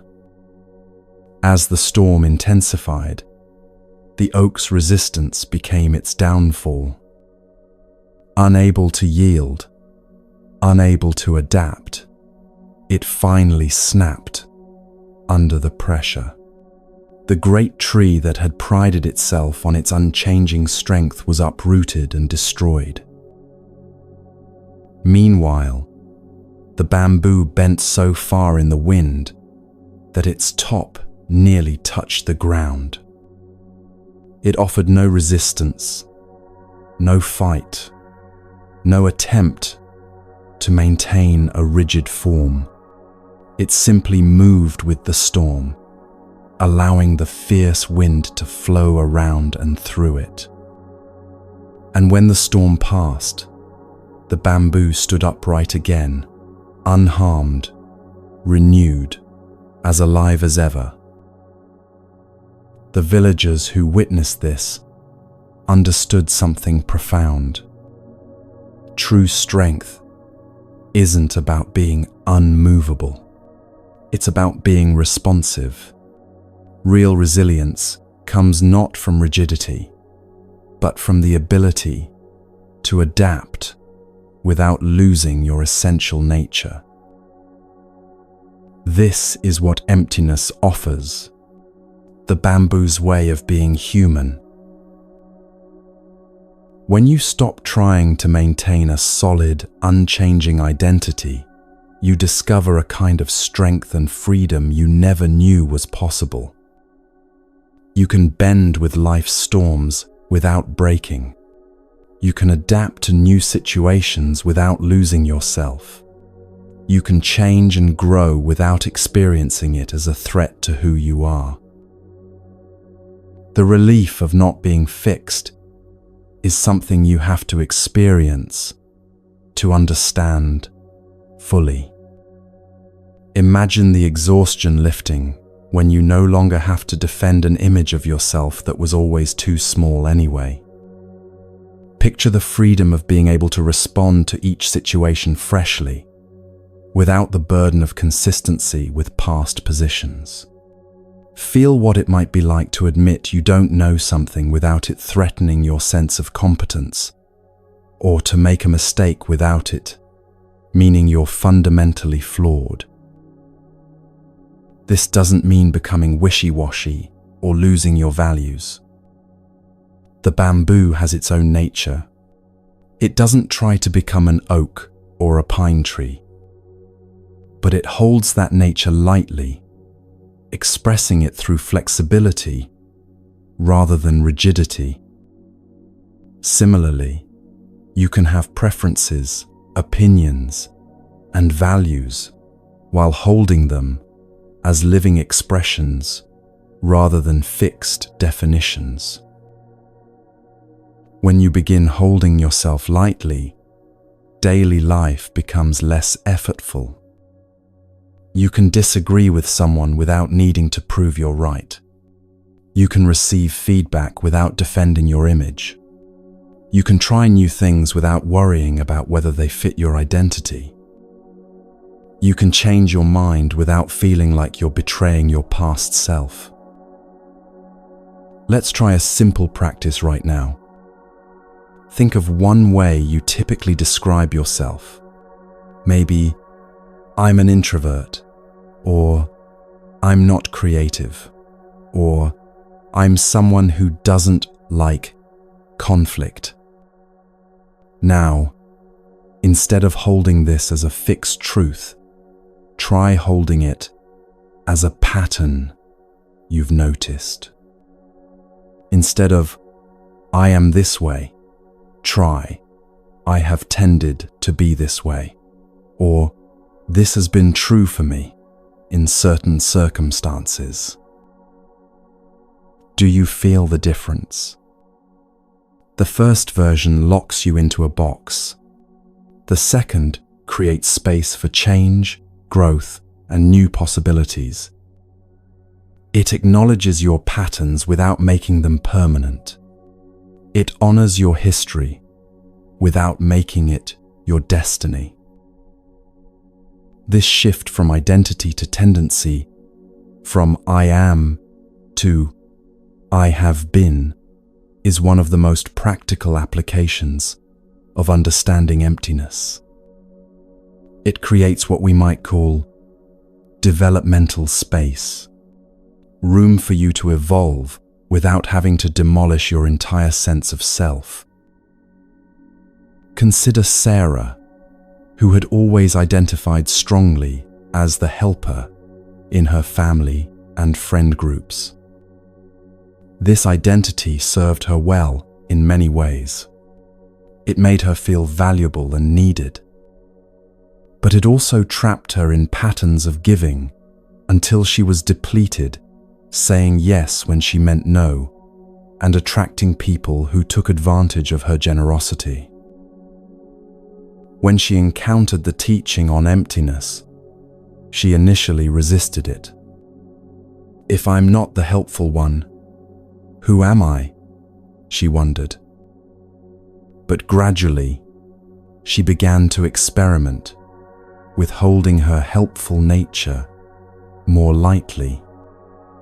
Instead of, I am someone who always helps others, she began to think, I have a gift for helping, and I can choose when and how to offer it.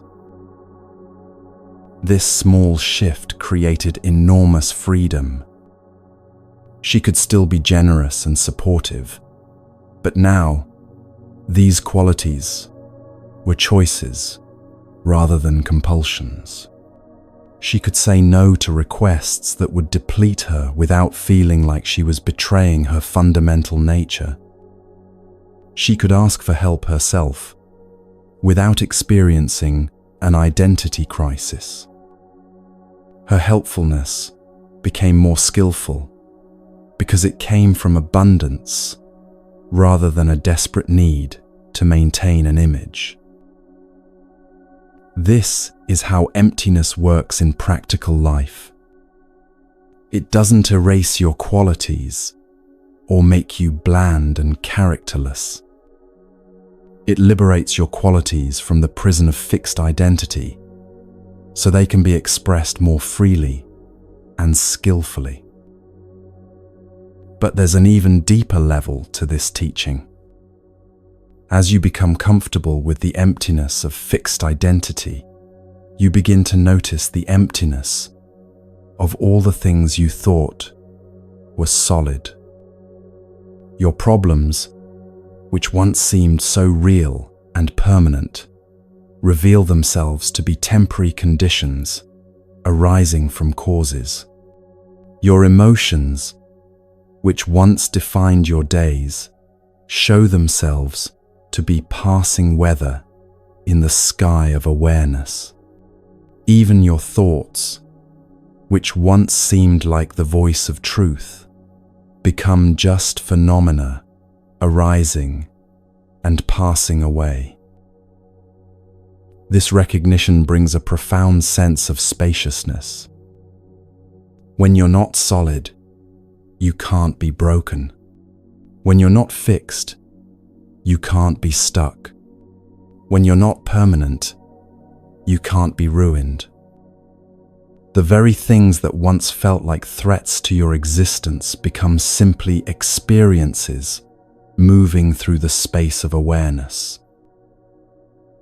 People sometimes worry that understanding emptiness will make them passive or unmotivated. If nothing is permanent, why bother trying to change anything? But this misses the profound activity that emptiness makes possible. When you're not spending energy maintaining a fixed self, that energy becomes available for genuine response to life's situations. When you're not defending a position, you can actually listen to what's needed. When you're not attached to being right, you can focus on being helpful. The bamboo in our story wasn't passive. It was supremely responsive. It participated fully with each moment's conditions, while remaining free from the need to control those conditions. This is the kind of engaged freedom that emptiness offers. Not detachment from life, but intimate participation without clinging. This way of being becomes especially valuable during difficult periods. When you're going through a challenging time, the tendency is to make it mean something about your identity. I'm someone who struggles with depression. I'm not good at relationships. I'm the kind of person who always fails at this. These identity-based narratives add suffering on top of whatever difficulty you're already experiencing. But when you understand the emptiness of fixed identity, difficult experiences become just difficult experiences. They're not evidence of some fundamental flaw in your character. They're not predictions about your permanent condition.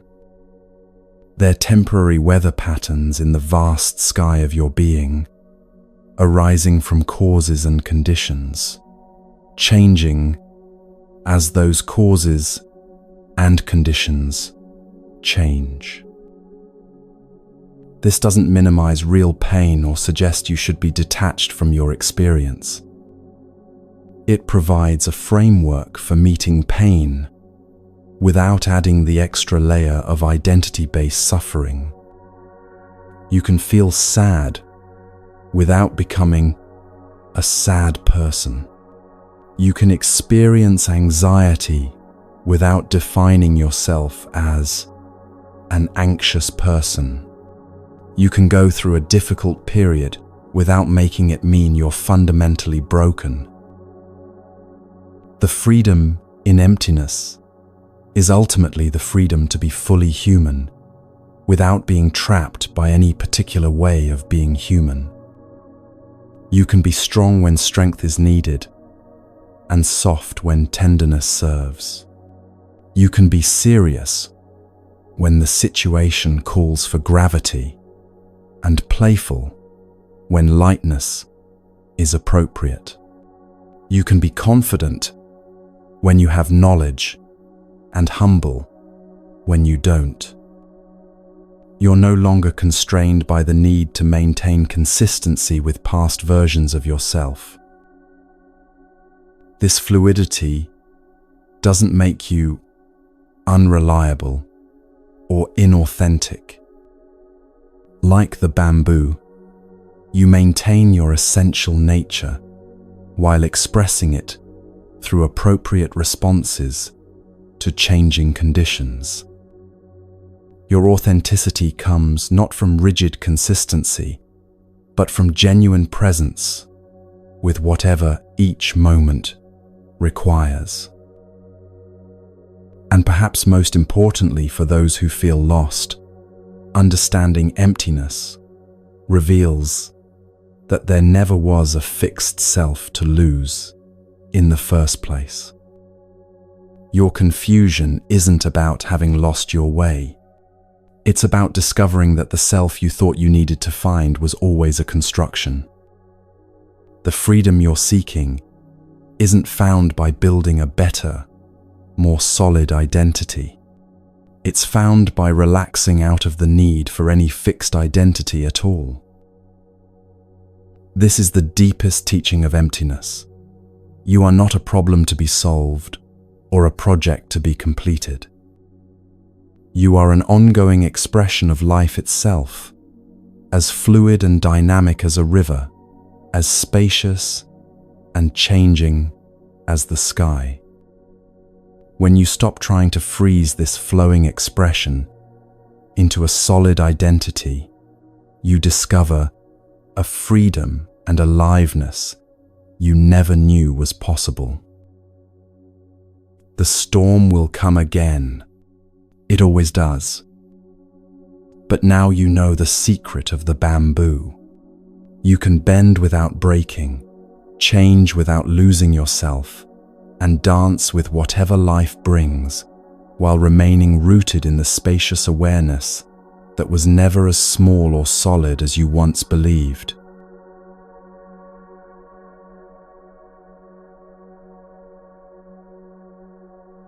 Life has a way of bringing the same challenges back to your door, doesn't it? Just when you think you've learned the lesson, moved past the pattern, or healed the wound, something remarkably similar shows up again.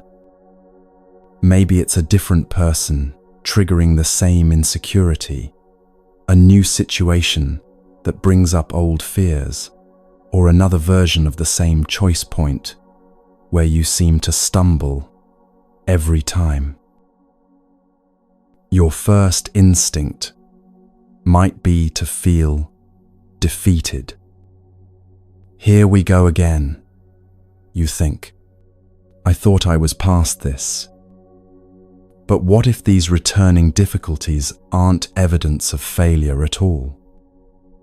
What if they're actually signs that you're ready for a deeper level of understanding? Buddhism offers a profound reframe for these recurring challenges through the concept of samsara, often misunderstood as an endless, meaningless cycle of suffering, but actually pointing to something much more hopeful. The cycles of difficulty in your life aren't circles that trap you in the same place forever. They're spirals that bring you back to familiar territory, but each time from a higher vantage point. Understanding cycles as spiral rather than circular changes everything about how you meet recurring difficulties. A circle brings you back to exactly the same place. A spiral brings you back to similar themes, but with all the wisdom you've gained from the previous round. You're not failing to progress. You're progressing through layers. Think about how a spiral staircase works. As you climb, you face the same direction multiple times, but each time you're higher than before. From the outside, it might look like you're going in circles, but from your perspective on the staircase, you can see that each revolution takes you to a new level. The view keeps expanding, even though the basic movement feels familiar. This is how healing actually works in human life.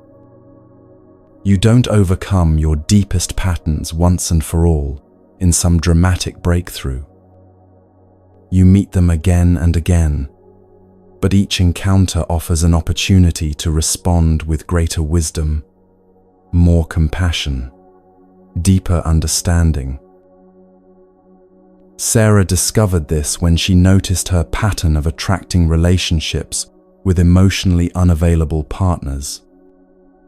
The first time she became aware of the pattern, she felt shame and tried to force herself to choose differently. When she found herself drawn to another unavailable person, she judged herself harshly for not learning the lesson.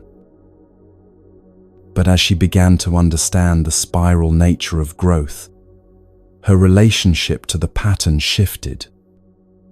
She realized that each iteration gave her new information about the underlying need this pattern was trying to meet.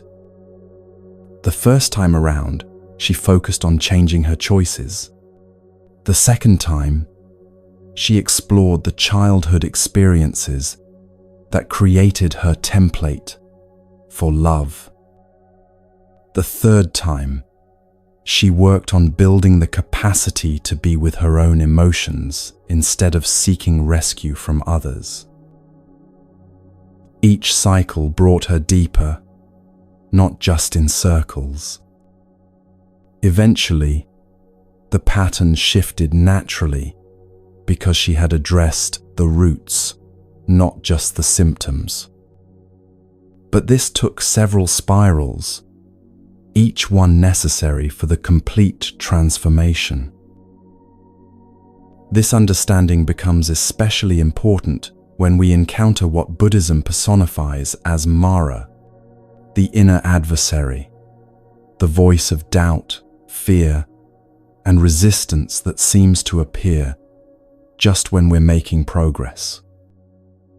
In traditional stories, Mara visits the Buddha not once, but repeatedly, trying to dissuade him from his path with temptation, doubt, and fear.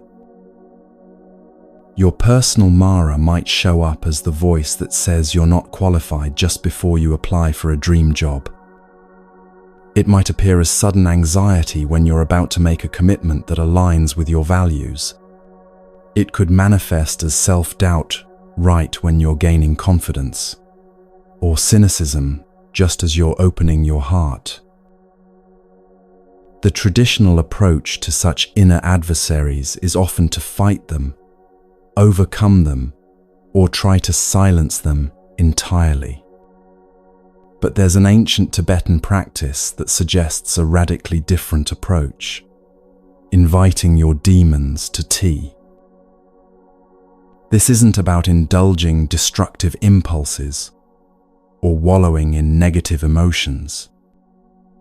It's about recognizing that what we resist tends to persist, and what we meet with, awareness, tends to transform. When you invite your inner demons to tea, you're choosing curiosity over combat, investigation over annihilation. Let's try this right now with something manageable. Think of a difficult emotion or mental state that's been visiting you lately. Maybe it's anxiety about the future, sadness about a loss, or frustration with a situation that won't change. Instead of trying to push it away or solve it immediately, imagine inviting it to sit down with you. What would you say to this unwelcome guest? Maybe something like, "I see you there. I know you're trying to tell me something. What do you need me to understand?" Then listen, not for answers or solutions, but for the intelligence hidden within the difficulty. You might be surprised by what emerges. Anxiety often carries information about values you're afraid of violating. Sadness frequently holds love that has nowhere to go. Anger usually points to boundaries that need attention. When you stop fighting these emotions and start listening to them, they often reveal themselves as allies in disguise. The reason resistance creates persistence has to do with the basic functioning of human consciousness. Whatever you push against pushes back. Whatever you try to eliminate often grows stronger in the shadows. This isn't a character flaw. It's how the psyche protects itself from suppression.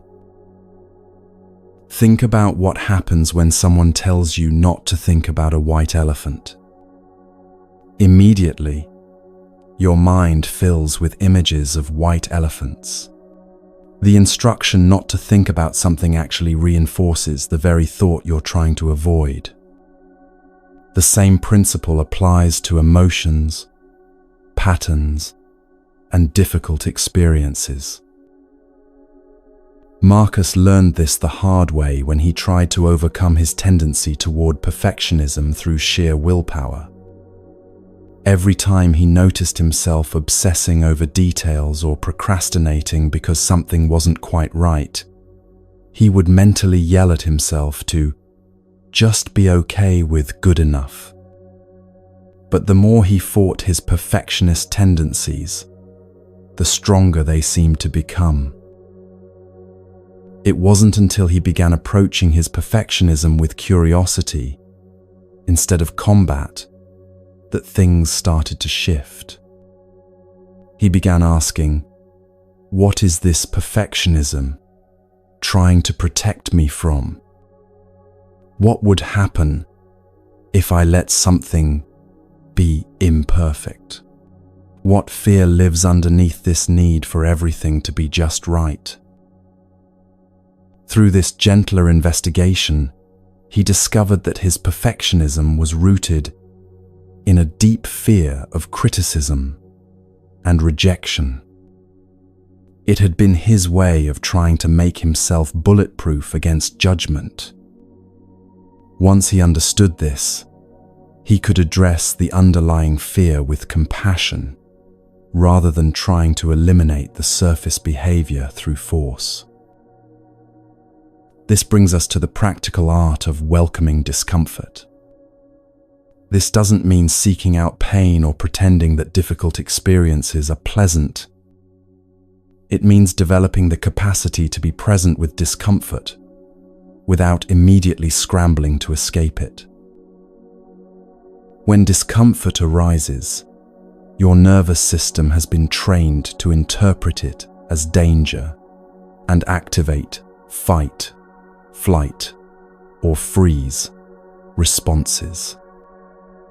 But most emotional and psychological discomfort isn't actually dangerous. It's just unfamiliar, unwanted, or intense.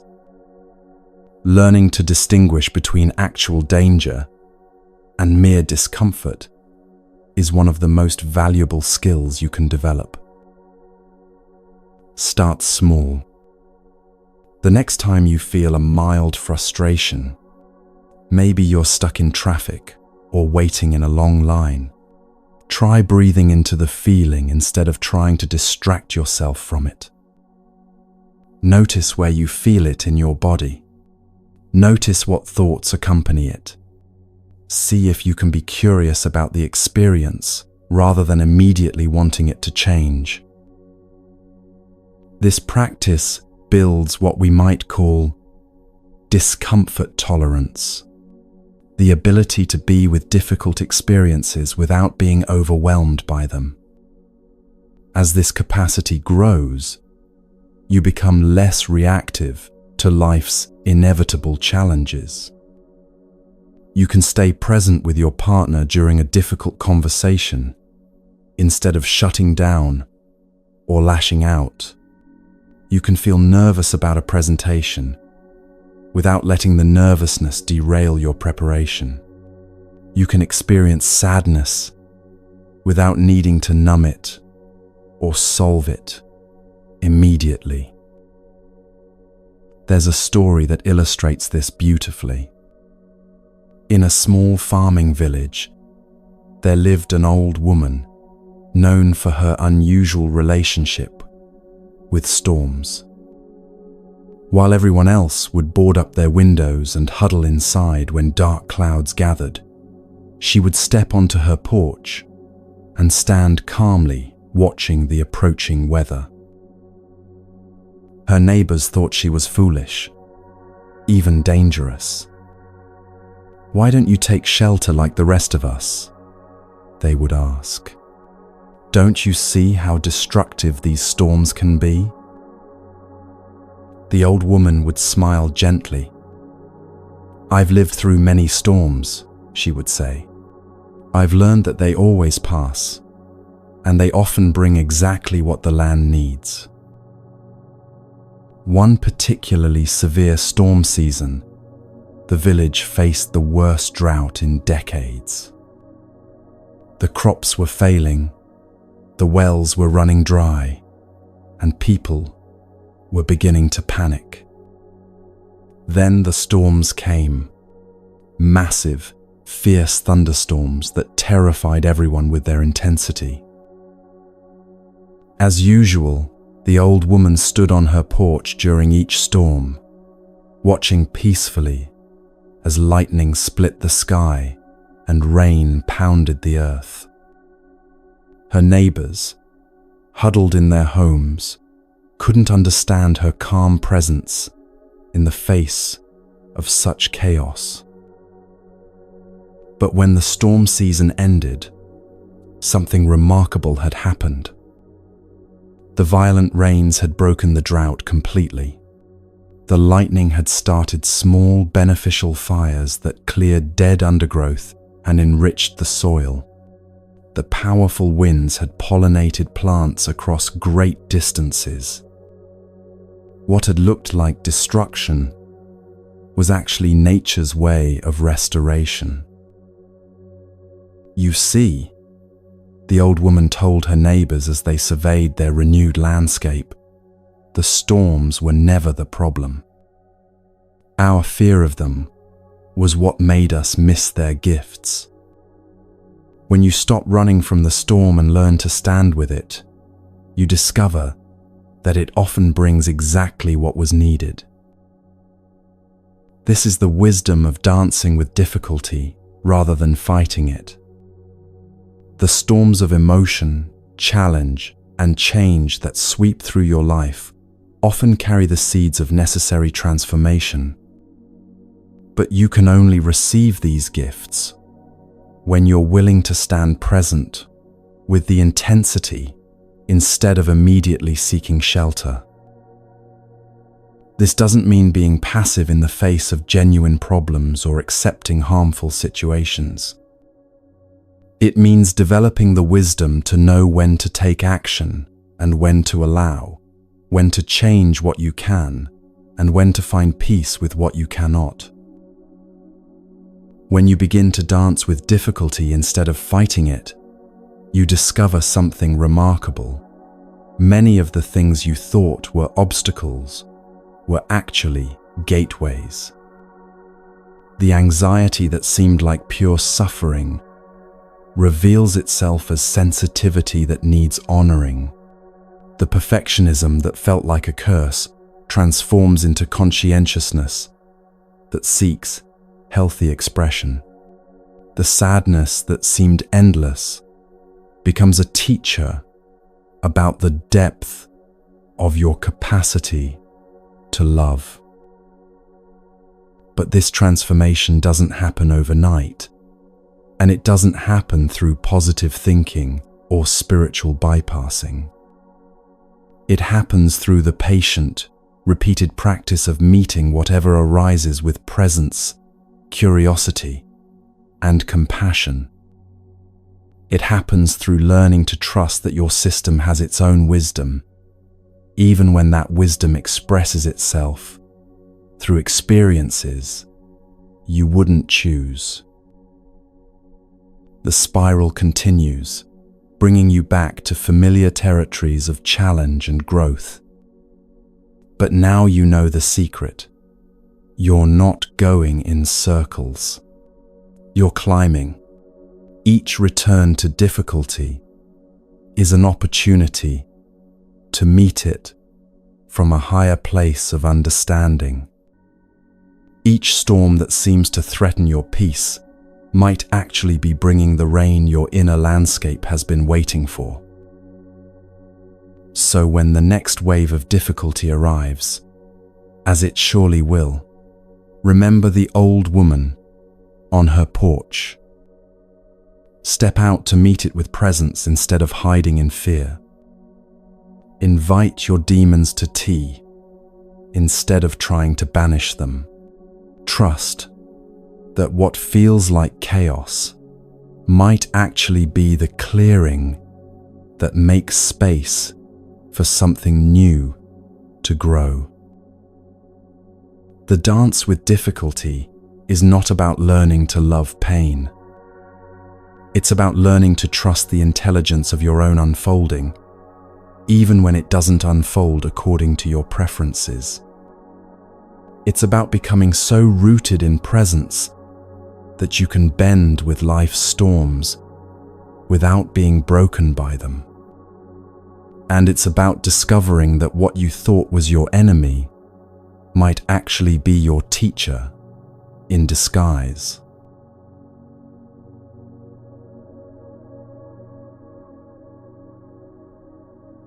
There comes a moment in every sincere search for meaning when words begin to feel inadequate.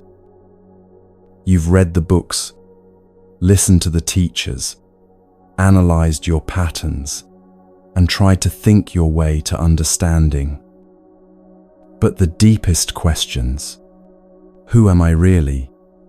What is the point of all this? How do I find peace? These remain mysteriously untouchable by language.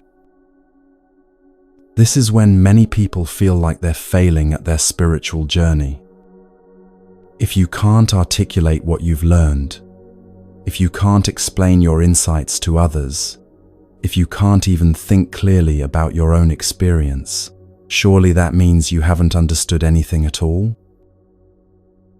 But what if this wordless place isn't a dead end? What if it's actually the threshold to a different kind of knowing altogether? What if the silence that emerges when seeking exhausts itself isn't emptiness, but fullness beyond description? Buddhism speaks of this as noble silence, not the silence of having nothing to say, but the silence of having touched something too profound for words. It's the silence that remains when all the concepts, explanations, and mental constructions fall away, leaving only direct presence with what is.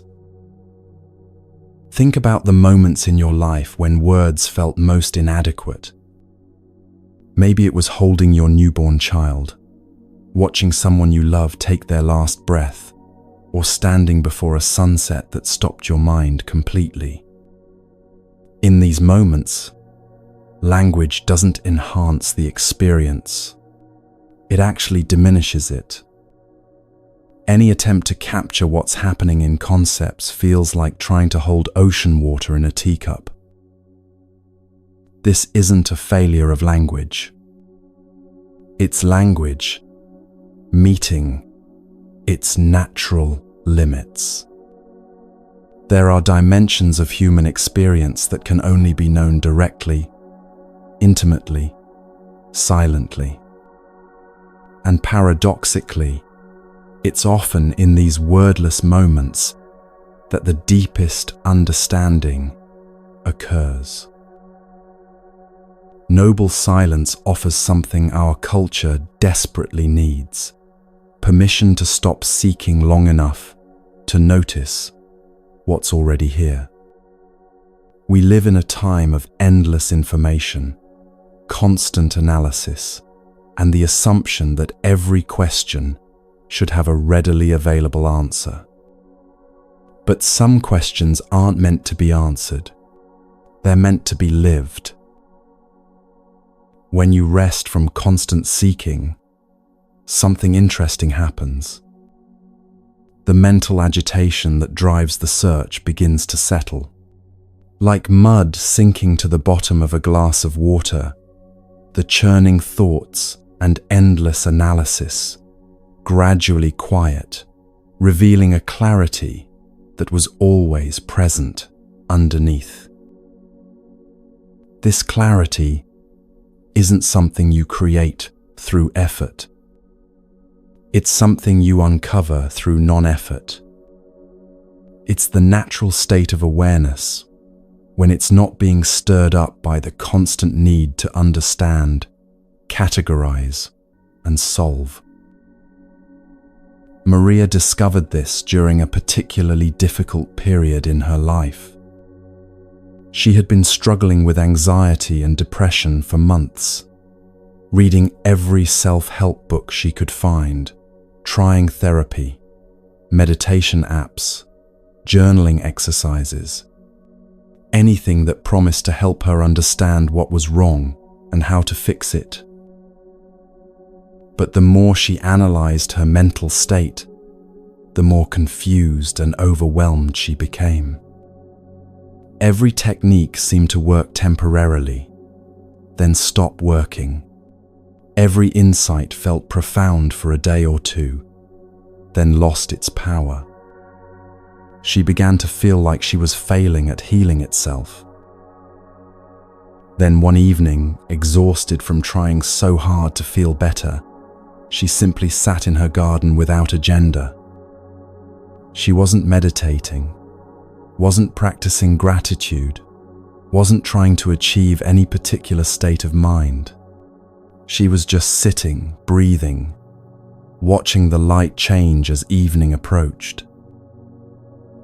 For the first time in months, her mind became quiet.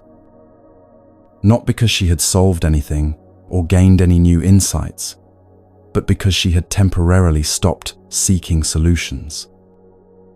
In that silence, she didn't find answers to her questions about anxiety and depression. Instead, she found something deeper, the recognition that she was okay, even in the midst of not being okay. This experience taught her about becoming comfortable with not knowing. She realized that much of her suffering came not from the anxiety itself, but from her desperate need to understand it, control it, and make it go away. When she could rest in not knowing why she felt anxious, or when it would end, the anxiety became workable. It was still there, but it no longer defined her entire experience. Learning to be comfortable with not knowing is one of the most practical skills you can develop. It allows you to be present with uncertainty without immediately scrambling for false certainty. It lets you say, "I don't know," without feeling like a failure. It gives you permission to be human in a world that often demands impossible levels of clarity and control. Try this right now. Think of something you've been trying to figure out. Maybe a relationship issue, a career decision, or a personal pattern you can't seem to break. Instead of engaging with the thoughts about it, simply acknowledge, "I don't know what to do about this right now, and that's okay." Notice what happens in your body when you say this with sincerity. For most people, there's an immediate sense of relaxation, even relief. The pressure to have an answer lifts. The mental churning slows down. You're still in the same situation, but you're no longer at war with the uncertainty of it. This brings us to something subtle but profound, the space between thoughts. Most people experience their thinking as a continuous stream, one thought flowing directly into the next, without pause. But if you pay careful attention, you'll notice that there are actually gaps, tiny moments of silence between each thought. These gaps are where noble silence lives in ordinary experience. They're brief tastes of the awareness that exists, independent of mental content. In these micro moments of silence, you get a glimpse of what you are when you're not thinking about what you are. You can learn to notice and appreciate these natural pauses. Instead of immediately filling every silence with more thinking, you can rest in the spaciousness between thoughts. This doesn't require any special technique or years of meditation practice. It just requires paying attention to what's already happening. Over time, these moments of natural silence begin to expand. Not because you're forcing them to, but because you're learning to recognize and value them. You start to discover that silence isn't the absence of something. It's the presence of everything, without the filter of mental commentary. There's a story that captures this beautifully. A renowned teacher was invited to speak at a prestigious university about the nature of wisdom. Hundreds of professors, students, and intellectuals gathered in the largest auditorium on campus, eager to hear insights from someone considered one of the greatest minds of the time.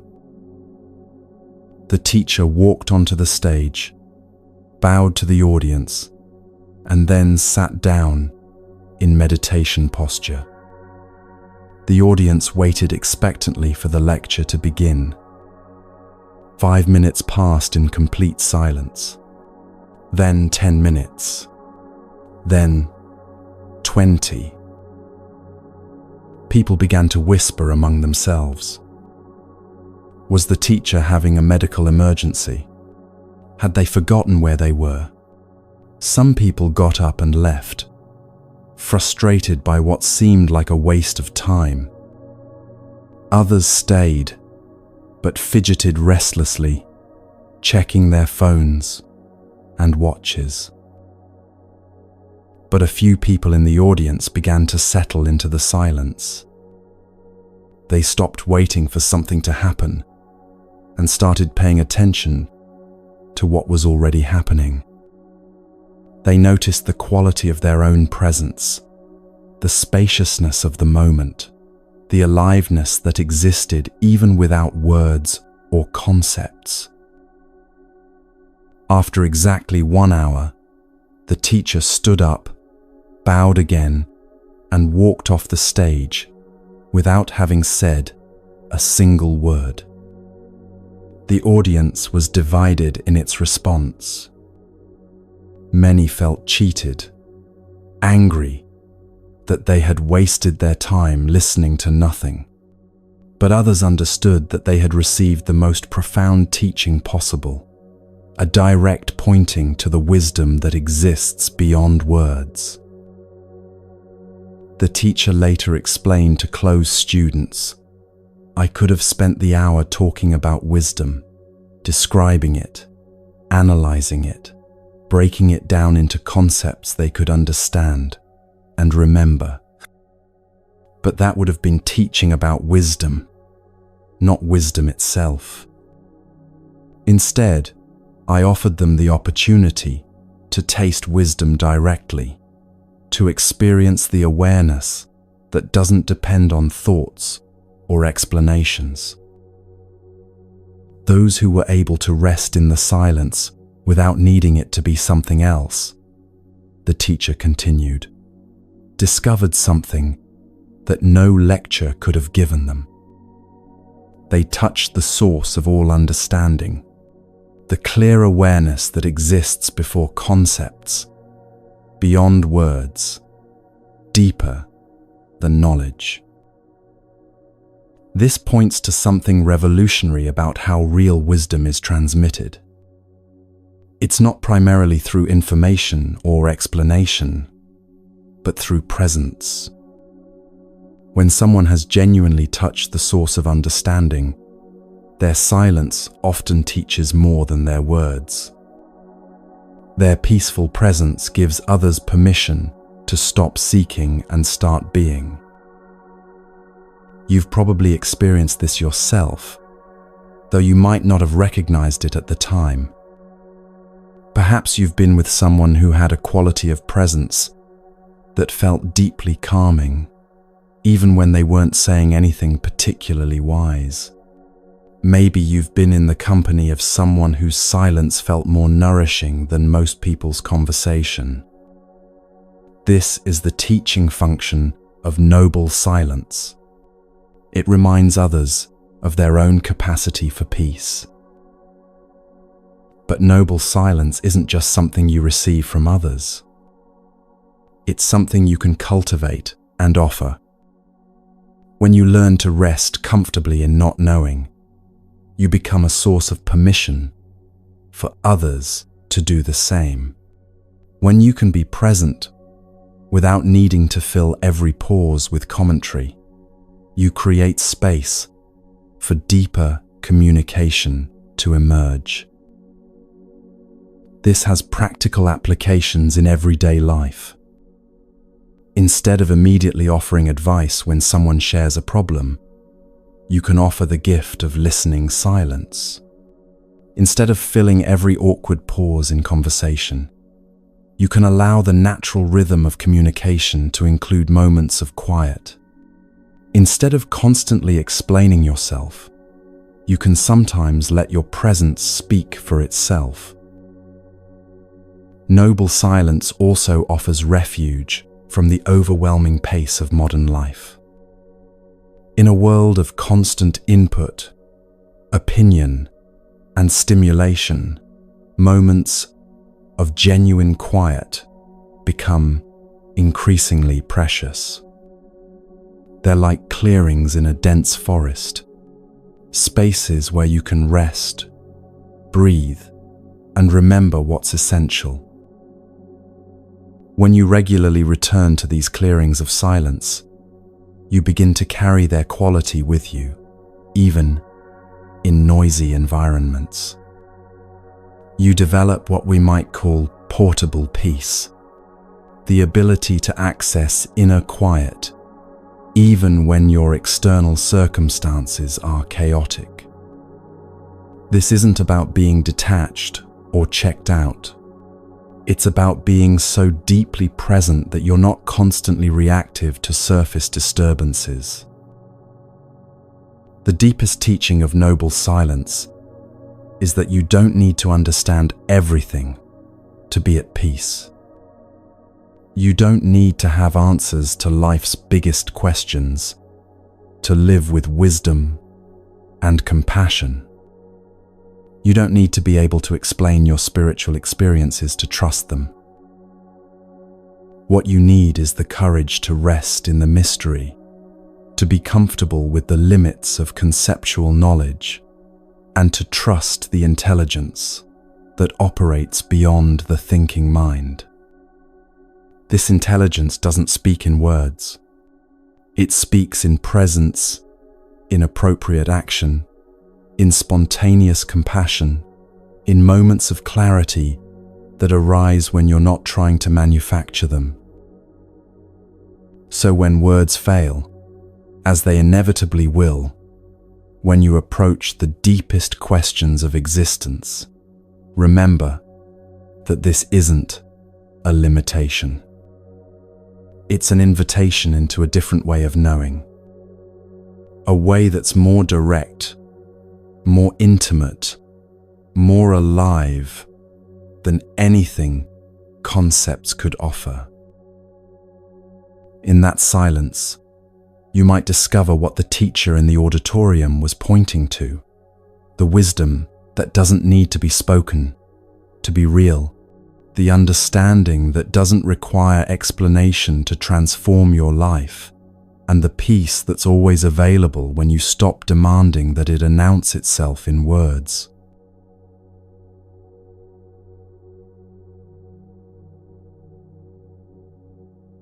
After all the seeking, all the analysis, all the attempts to understand your patterns and transform your life, you might find yourself in a familiar place, swinging between extremes.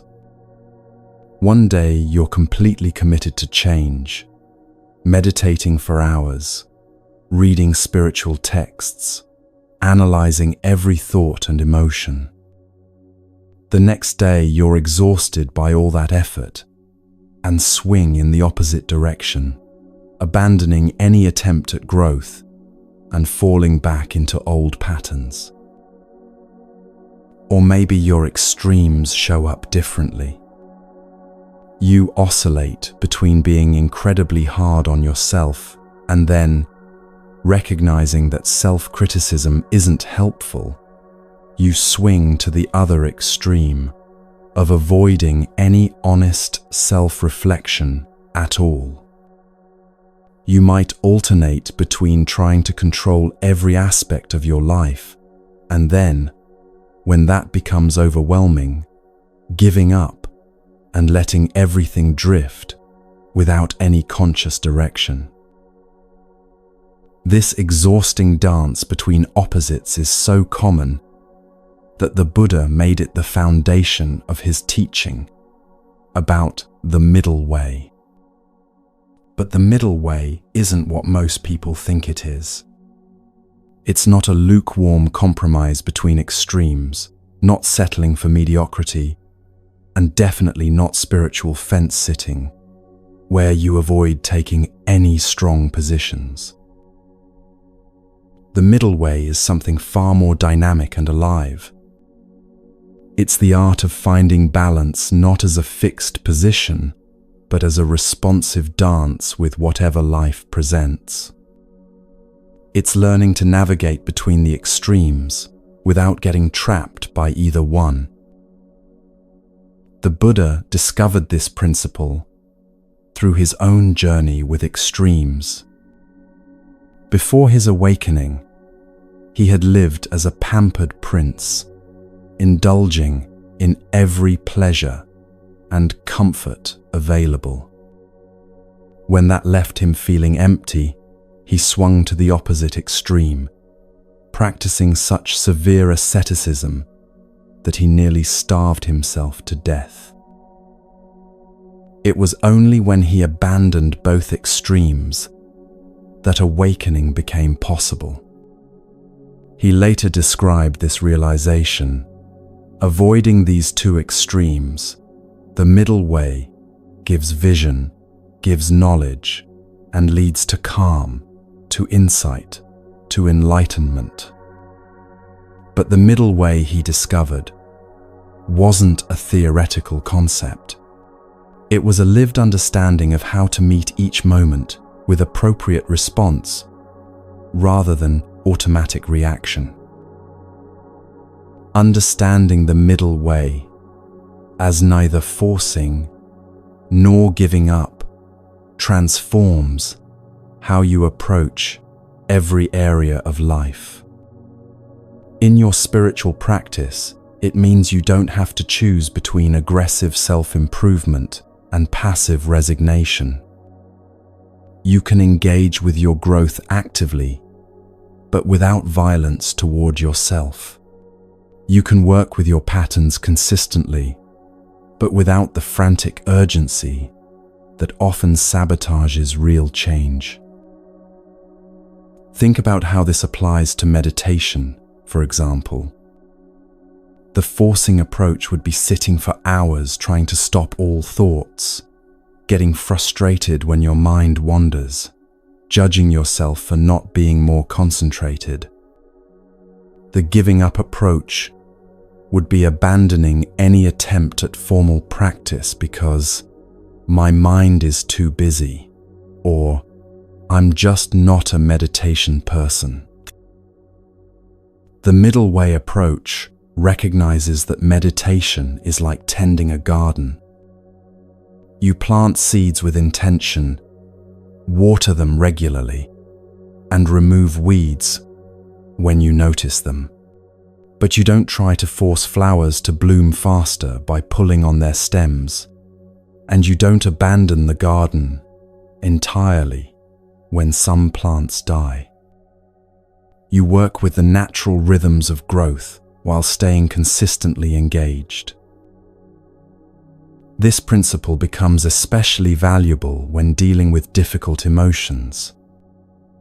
The forcing extreme would be trying to think your way out of sadness, analyzing it until you understand it completely, or pushing yourself to get over it according to some arbitrary timeline. The giving up extreme would be drowning in the emotion, identifying completely with it, or avoiding it through numbness and distraction. The middle way with difficult emotions involves what we might call skillful feeling. You neither suppress the emotion nor let it overwhelm you. You feel it fully while maintaining some spacious awareness around it. You let it move through you without making it mean something permanent about who you are. There's a story that illustrates this beautifully. In ancient Japan, there lived a master potter known throughout the region for creating vessels of extraordinary beauty and strength. Students would travel great distances to learn from him, hoping to discover the secret of his remarkable skill. Most students expected to learn special techniques, secret glazes, or advanced methods. But the master's teaching was surprisingly simple. He would place a lump of clay in front of each student and say, "Show me how you would shape this into a bowl." Inevitably, the eager students would begin working the clay with great enthusiasm. Some would press and pound with tremendous force, trying to quickly shape the clay into the form they envisioned. These bowls would either crack from the pressure or become thick and clunky, lacking grace and refinement. Other students, having watched the first group fail, would try the opposite approach. They would barely touch the clay, being so gentle that they couldn't create any defined shape at all. Their bowls would remain formless lumps, too weak to hold anything. The master would watch patiently as student after student fell into one extreme or the other. Then he would take a piece of clay himself and begin to work. His hands moved with a quality that was neither forceful nor hesitant. He applied exactly the pressure needed in each moment, sometimes firm, sometimes gentle, always responsive to what the clay was ready to receive. "The clay has its own nature," he would explain as he worked. "Too much force and you break its integrity. Too little and you cannot help it realize its potential. The art is in feeling what it needs moment by moment and responding accordingly." His bowls were masterpieces, not because he had superior technique, but because he had learnt to dance with the material, rather than imposing his will upon it or being passive in the face of its resistance. He understood that creation happens in the space between forcing and giving up. This story captures something essential about how the middle way applies to personal transformation. You are both the potter and the clay in your own life. You need enough engagement to create positive change, but not so much force that you break your own spirit. You need enough gentleness to honor your natural rhythms, but not so much passivity that nothing ever shifts. Working with extremes gently becomes a daily practice. When you notice yourself swinging toward the forcing extreme, trying too hard, pushing too fast, demanding immediate results, You can consciously soften your approach. This doesn't mean becoming lazy or uncommitted. It means finding sustainable ways to maintain momentum without burning yourself out. When you notice yourself swinging toward the giving up extreme, avoiding responsibility, numbing out, or abandoning your intentions, you can gently re-engage. This doesn't mean being harsh with yourself for the lapse. It means compassionately returning to what you know serves your well-being. The middle way shows up in how you relate to your goals and ambitions. The forcing approach treats goals like military objectives that must be conquered through sheer willpower.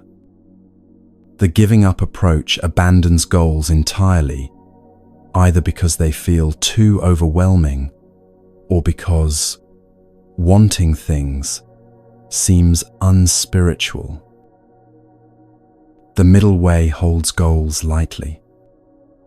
You can work toward what you want while remaining open to how the path might unfold differently than you expected.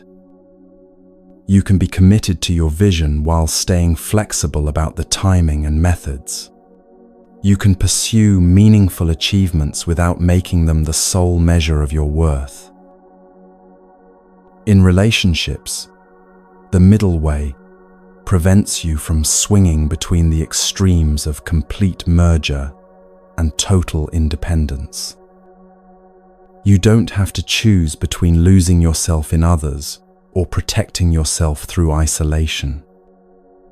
You can be intimate while maintaining your individuality, vulnerable while keeping appropriate boundaries, generous while honoring your own needs. Consider how this applies to dealing with criticism or feedback.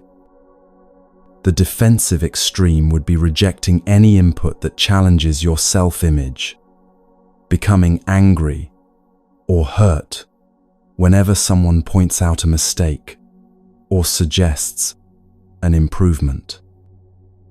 The self-attacking extreme would be accepting all criticism as truth, immediately assuming that any negative feedback means you're fundamentally flawed.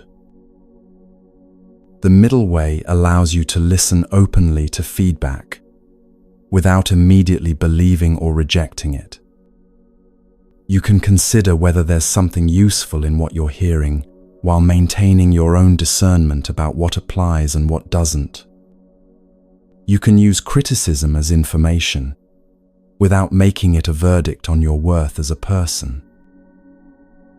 The middle way also transforms how you approach discipline and self-care. The forcing approach treats your body and mind like machines that should perform consistently, regardless of circumstances. You might push yourself to exercise when you're sick, maintain the same productivity levels, regardless of your energy, or expect yourself to be emotionally even all the time. The giving up approach abandons any structure or self-discipline entirely, interpreting every boundary as restriction and every routine as oppression. You might avoid exercise because it feels like pressure, abandon healthy eating because it seems too controlling, or resist any schedule because it limits your freedom. The middle way recognizes that true self-care involves both structure and flexibility. You can maintain routines that support your well-being while adapting them to life's changing circumstances. You can have boundaries that protect your energy while remaining responsive to genuine needs and opportunities. You can be disciplined without being rigid, spontaneous without being chaotic. This balanced approach becomes especially important when dealing with mental and emotional health. The forcing extreme might involve trying to positive think your way out of depression, suppressing anxiety through constant busyness, or demanding that you heal according to a specific timeline. The giving up extreme might mean identifying completely with your mental health challenges, avoiding any activities that might improve your mood, or using your struggles as an excuse to avoid all responsibility. The middle way acknowledges that mental health is influenced by both factors within your control and factors beyond it. You can take appropriate action to support your well-being through therapy, medication, lifestyle changes, spiritual practice, while accepting that healing often takes time and doesn't follow a linear path. You can work with your challenges without being defined by them. In your spiritual journey, the middle way prevents you from alternating between spiritual materialism and spiritual nihilism. You don't have to choose between obsessively collecting spiritual experiences and insights versus dismissing all spiritual seeking as self-indulgent nonsense. You can engage with teachings and practices that genuinely serve your awakening while maintaining healthy skepticism about spiritual claims and communities. The middle way also applies to how you hold your own progress. The forcing approach would be constantly measuring yourself against some ideal, becoming frustrated when growth is slow or uneven, treating every setback as evidence of failure. The giving up approach would be avoiding any honest assessment of your patterns, dismissing the possibility of change, or using spiritual concepts like everything is perfect as it is to avoid taking responsibility for harmful behaviors. The middle way allows you to honestly assess where you are while maintaining compassion for your humanity. You can celebrate progress without attachment, learn from mistakes without self-attack, and stay committed to growth without making it a burden. You can acknowledge that you're not perfect while recognizing that you're not fundamentally broken either. Perhaps most importantly, the middle way teaches you that balance isn't a destination you reach once and maintain forever. It's a dynamic process of constant micro-adjustments, like riding a bicycle or walking a tightrope. You're always making small corrections, leaning slightly one way or another in response to changing conditions. This understanding removes the pressure to find some perfect, permanent equilibrium. Instead, you develop what we might call balanced responsiveness, the ability to sense when you're moving toward an extreme and gently course correct before you swing too far. Some days you might need to lean more toward discipline and structure. Other days you might need more rest and flexibility. Sometimes you need to push yourself slightly beyond your comfort zone. Other times you need to honor your limits and scale back. The middle way isn't about finding one right approach. It's about developing the wisdom to know what each moment calls for. When you live from the middle way, you become less reactive to life's inevitable fluctuations. You don't panic when things get difficult because you know extremes are temporary. You don't get attached to peak experiences because you understand that all states pass. You develop a kind of inner stability that can bend with changing circumstances without breaking. This is the natural remedy that the middle way offers: freedom from the exhausting swing between extremes. Freedom to respond to each situation with fresh awareness rather than habitual reaction. Freedom to be fully human, neither demanding perfection of yourself nor settling for unconsciousness. Like the master potter, you learn to feel what each moment needs and respond accordingly. Sometimes that response looks like effort, sometimes like ease, sometimes like engagement, sometimes like letting go. But always, it comes from a place of presence rather than compulsion, wisdom rather than reactivity. The middle way doesn't promise that life will become easy or that you'll never feel confused again. But it does offer something perhaps more valuable: the capacity to meet whatever arises with appropriate response rather than automatic extreme. And in that responsiveness, you find a kind of peace that doesn't depend on circumstances being just right, a strength that doesn't require force, and a wisdom that emerges naturally from staying present with what is.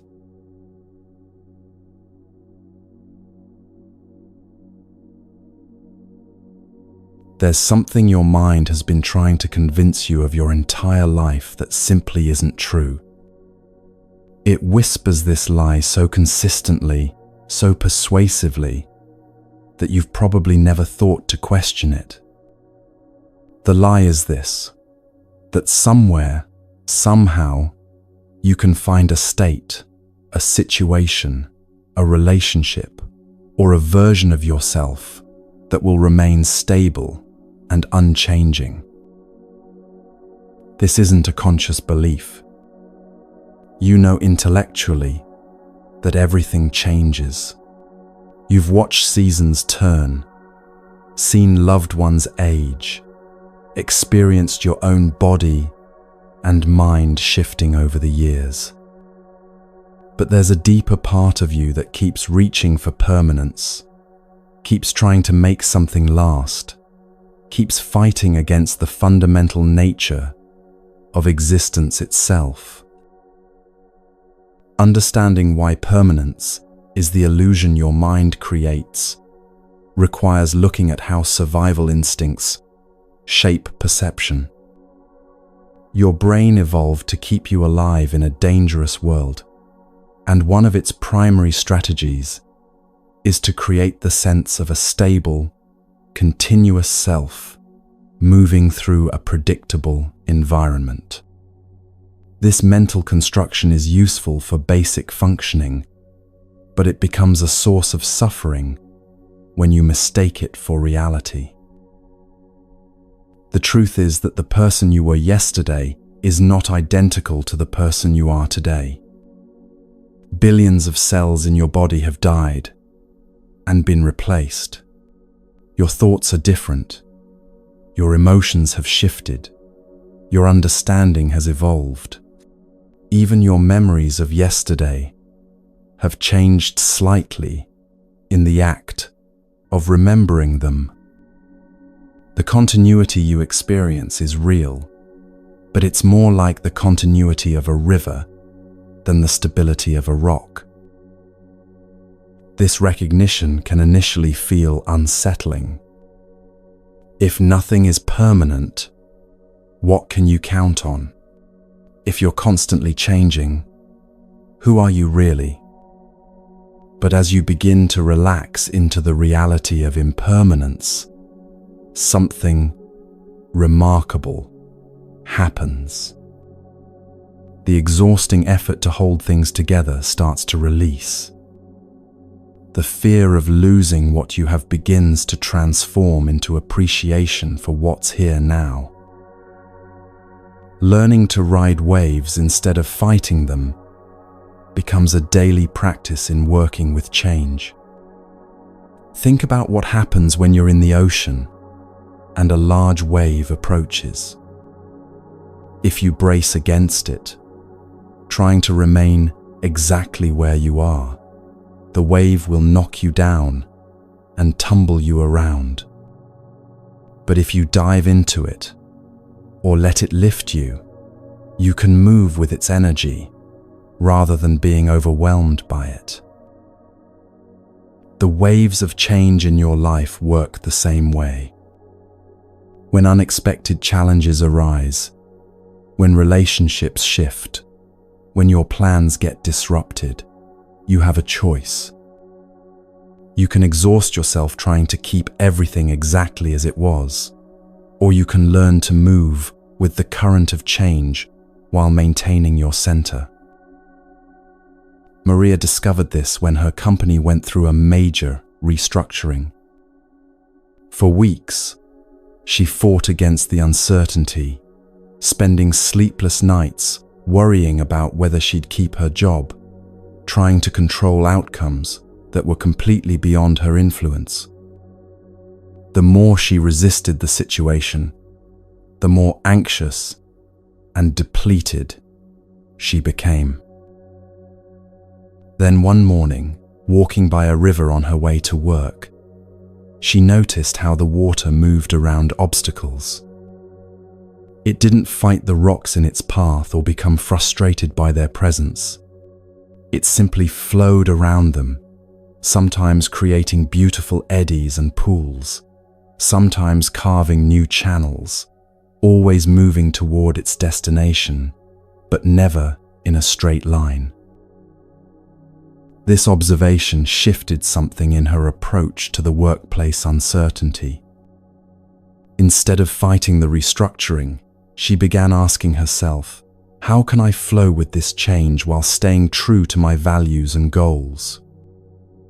She started focusing on what she could influence: her skills, her relationships, her response to whatever happened, rather than what she couldn't control. When the restructuring was complete, Maria's position had indeed changed significantly. But instead of experiencing this as a defeat, she found that her new role actually aligned better with her interests and strengths. The change she had feared and fought against turned out to create opportunities she never would have imagined. This brings us to one of the most practical applications of understanding impermanence: developing a conscious letting go practice. This doesn't mean becoming passive or uncaring about your life.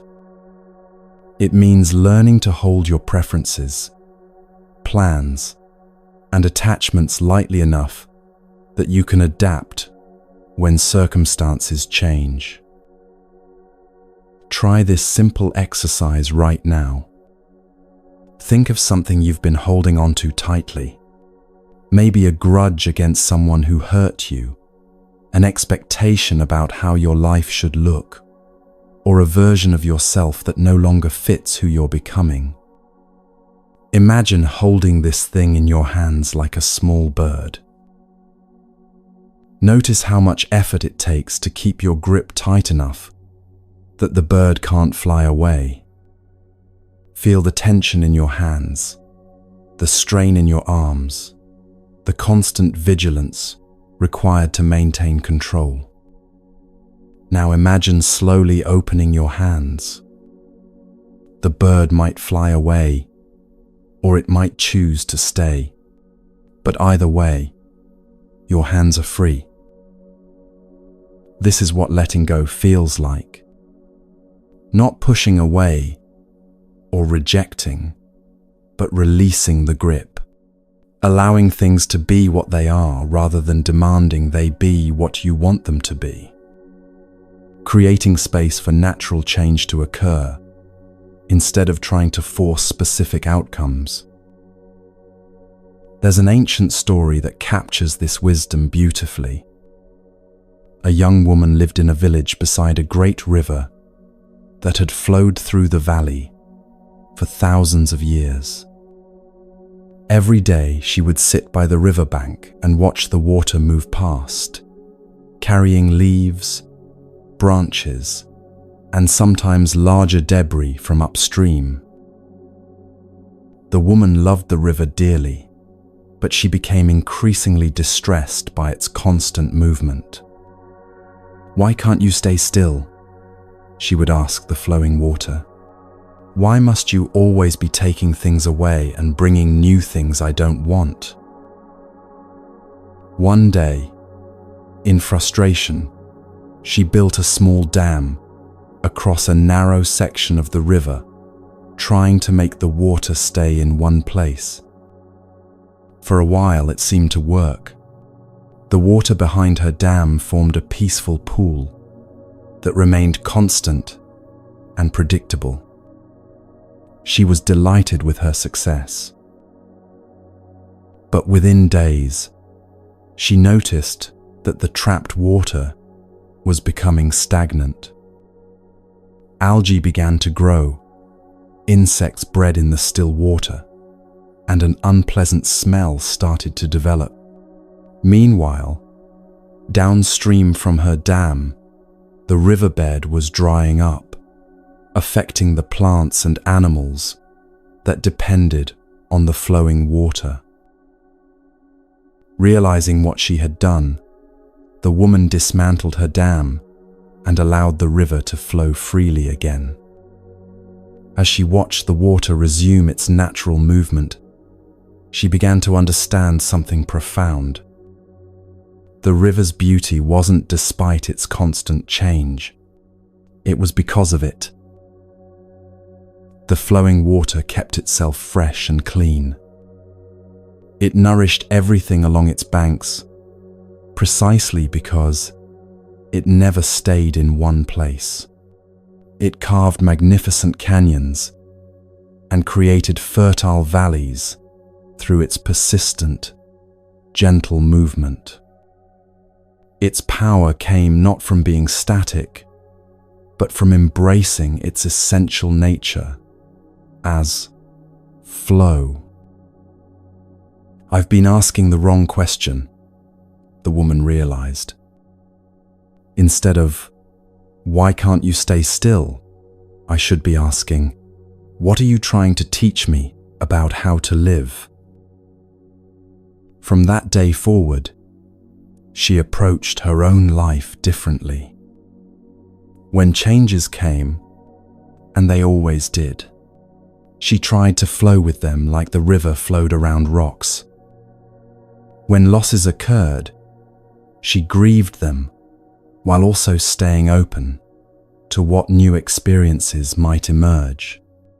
When her own thoughts and emotions shifted, she learned to watch them with the same acceptance she had developed for the river's movement. This story points to something revolutionary about how to find peace in motion. Most people think peace requires stillness, that tranquility can only be found in unchanging circumstances. But the river teaches us that true peace can exist within movement, that serenity is possible even in the midst of constant change. The key is learning to identify with the awareness that witnesses change rather than with the things that are changing. Your thoughts change, but the awareness that observes them remains steady. Your emotions shift, but the presence that feels them is constant.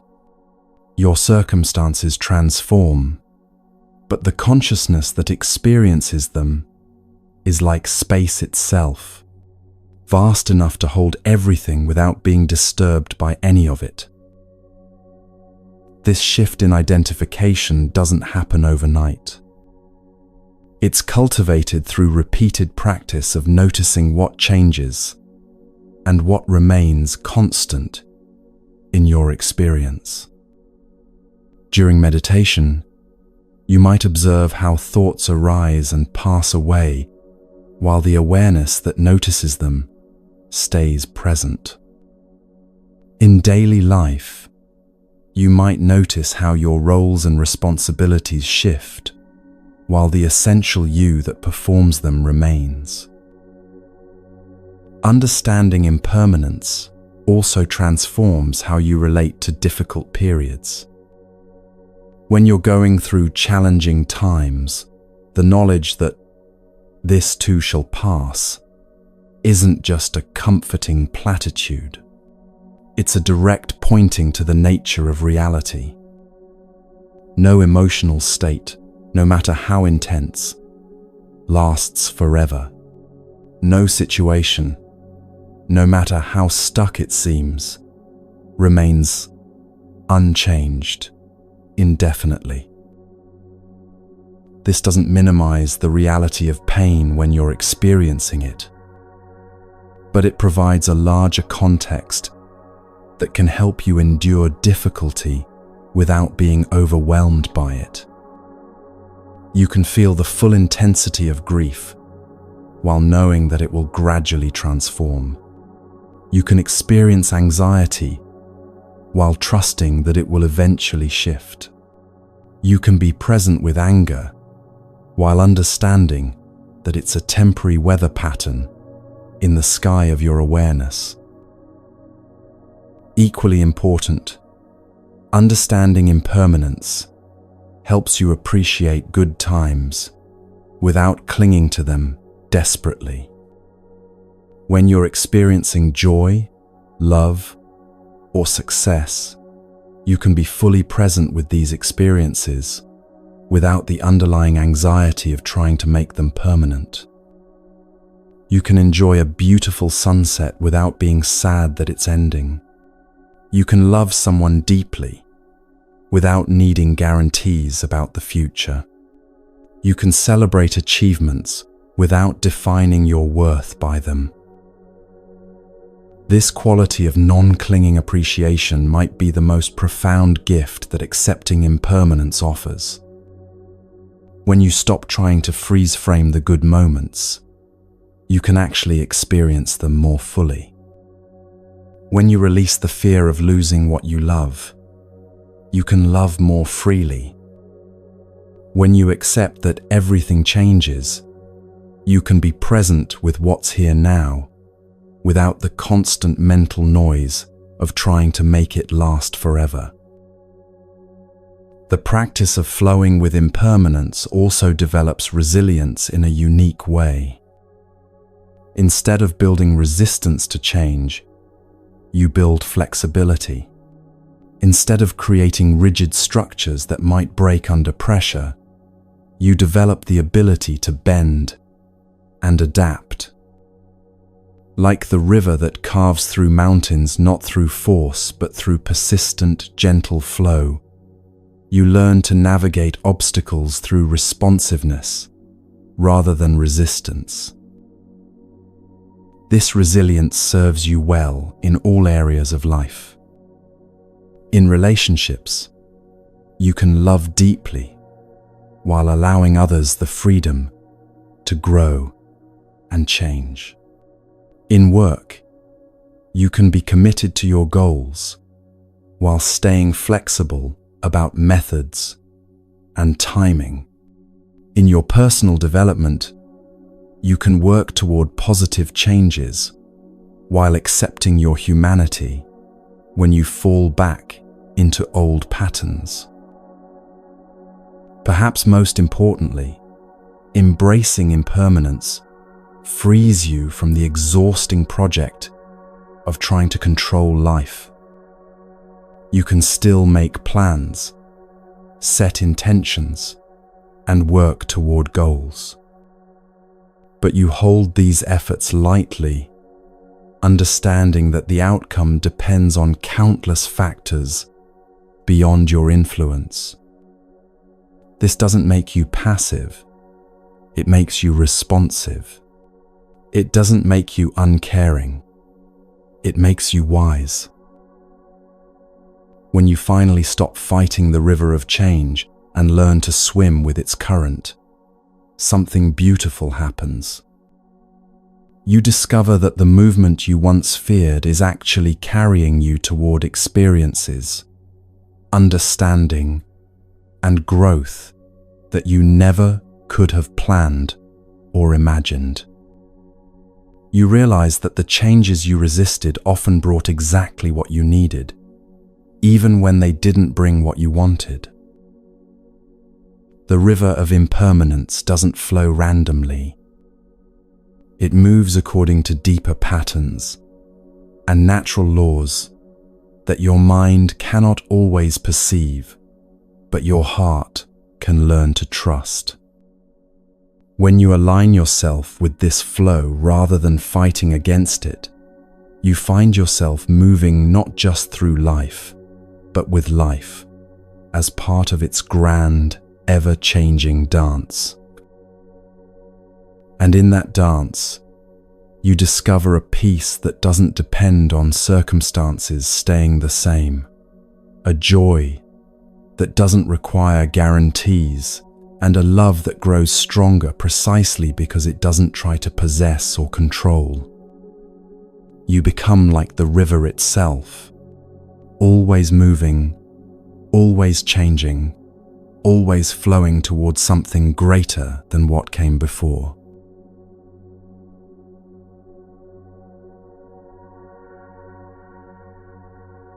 After all the work of understanding your patterns, finding your authentic self, and learning to navigate life's challenges, you might be surprised to discover that Buddhism points towards something even more liberating, the recognition that the solid, separate self you've been trying to improve might not be as real as you think. This isn't a denial of your existence or your experiences. It's an invitation into the most profound freedom possible. Freedom from the prison of having to be someone in particular. The teaching of non-self, or anatta in Sanskrit, is perhaps the most misunderstood concept in Buddhism. It doesn't mean you don't exist, that your feelings don't matter, or that you should become passive and detached from life.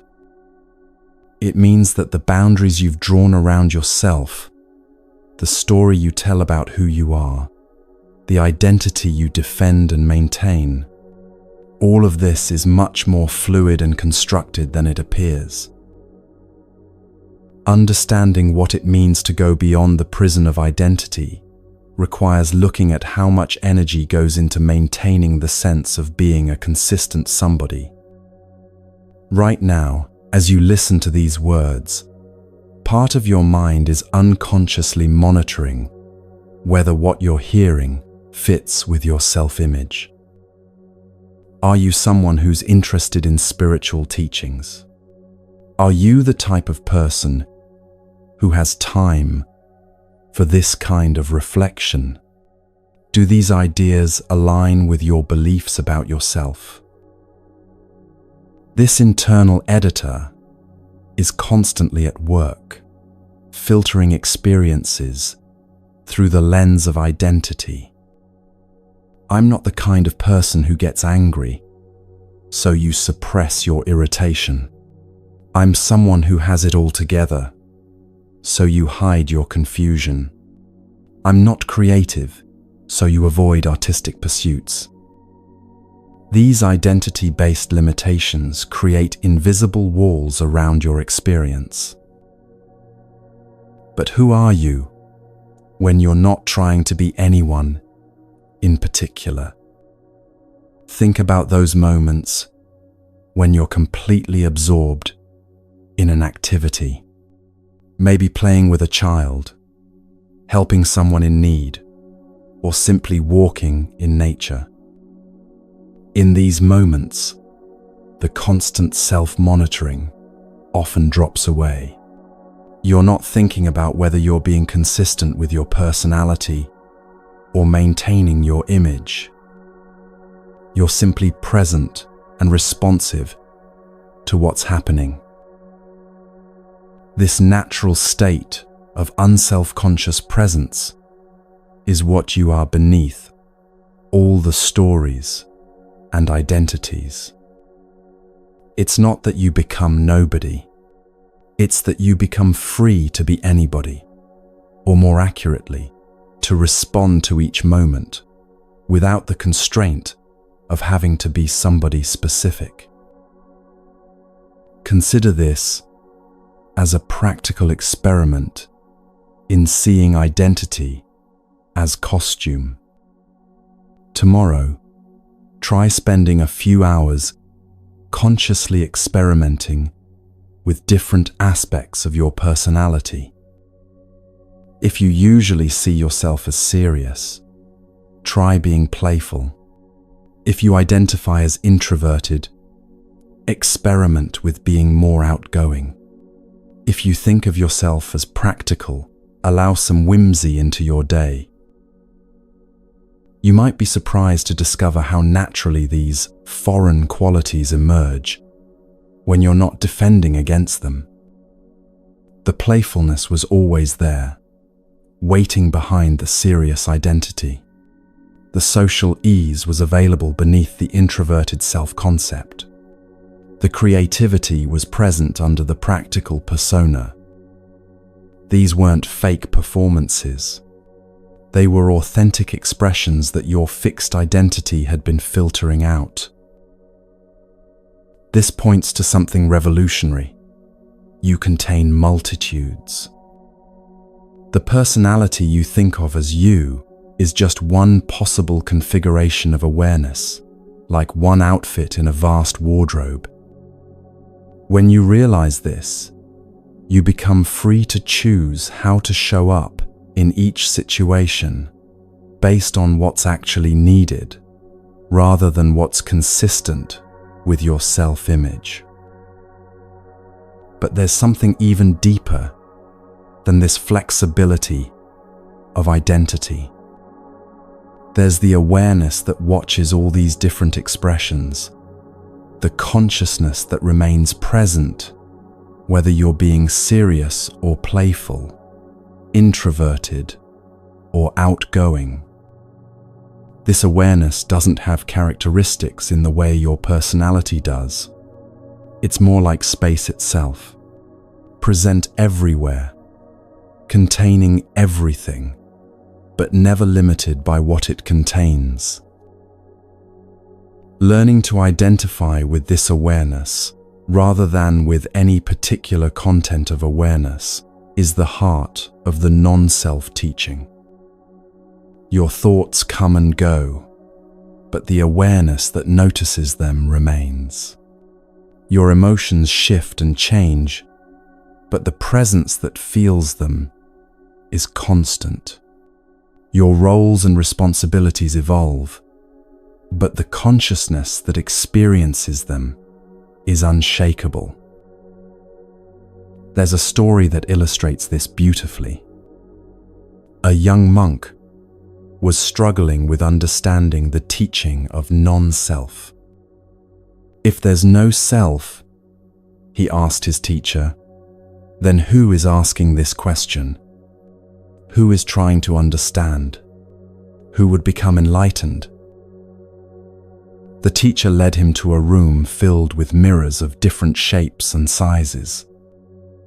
Some mirrors were flat and clear, reflecting perfectly.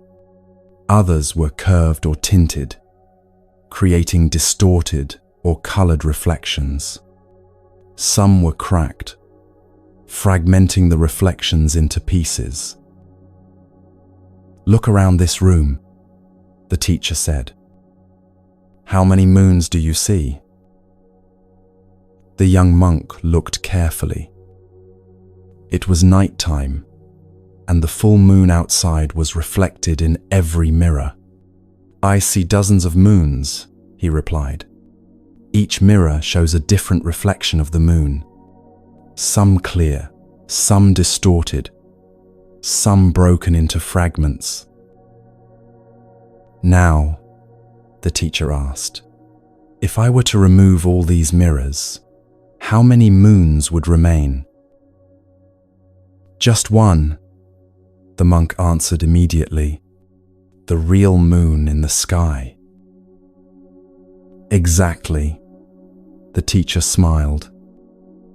"The mirrors are like individual minds, each reflecting the same universal awareness in their own unique way. Some minds reflect clearly, others are distorted by conditioning, some are fragmented by trauma or confusion. But the awareness itself, like the moon, is always one, always whole, always present. When you ask, "Who is asking this question?"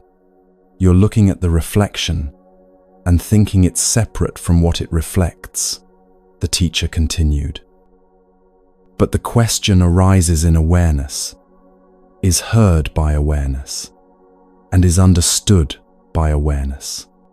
There's no separate someone apart from this process. The monk suddenly understood. The sense of being a separate self was like mistaking the moon's reflection for the moon itself.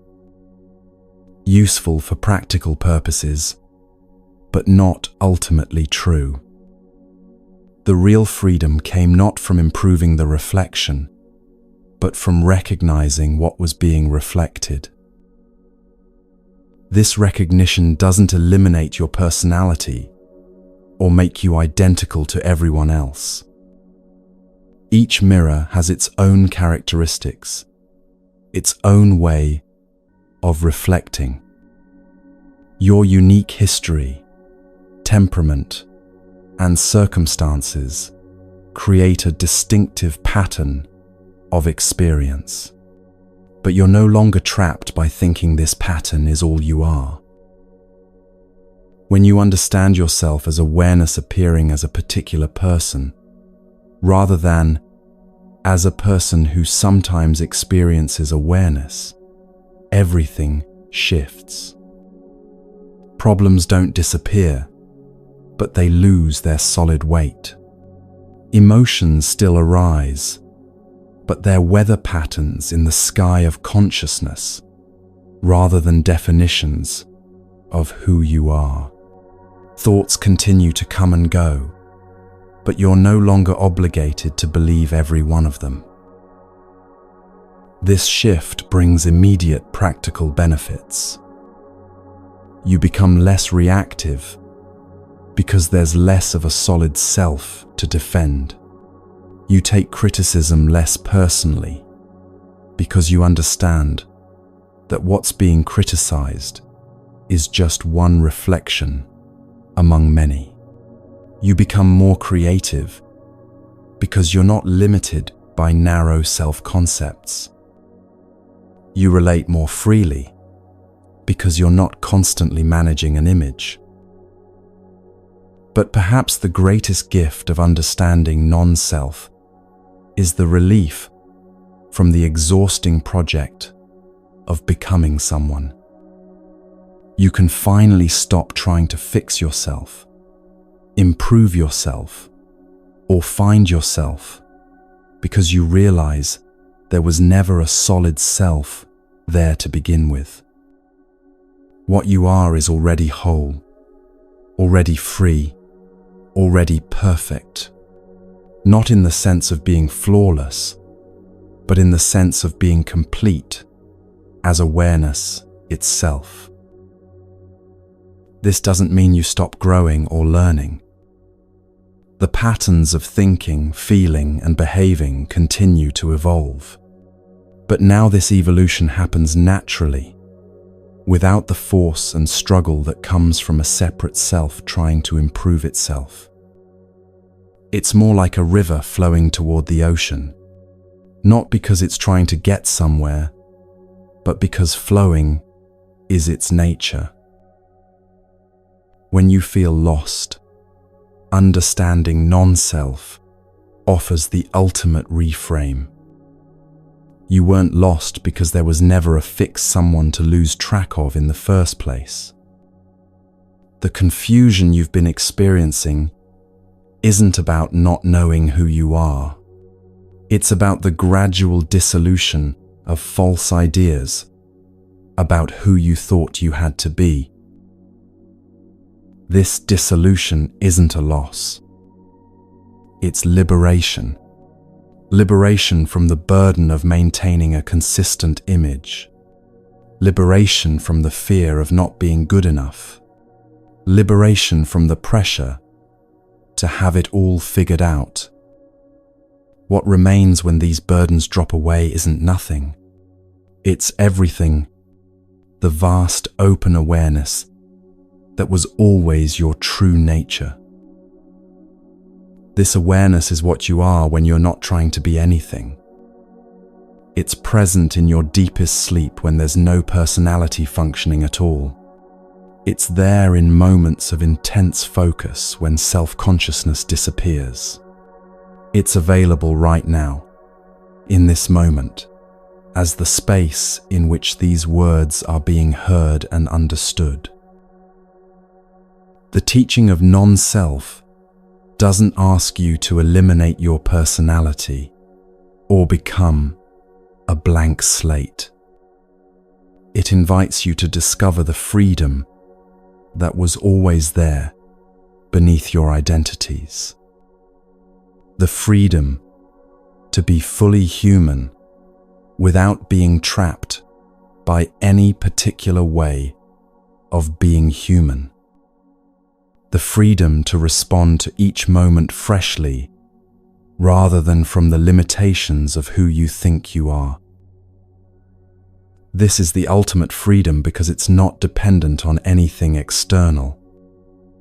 It doesn't require perfect circumstances, enlightened understanding, or special experiences. It's available right now, in whatever condition you find yourself, because it's what you already are, beneath all the stories and struggles. The moon in the mirror was never separate from the moon in the sky. The awareness looking through your eyes was never separate from the awareness that illuminates all experience. When you truly understand this, you discover that you were never lost, never broken, never in need of fixing. You were always already free. You just forgot to notice.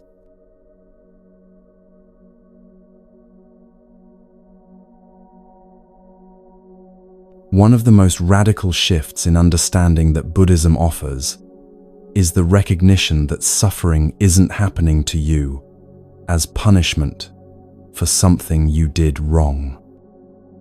It's happening through you as information about what needs attention. This doesn't mean all pain is good or that you should seek out difficult experiences.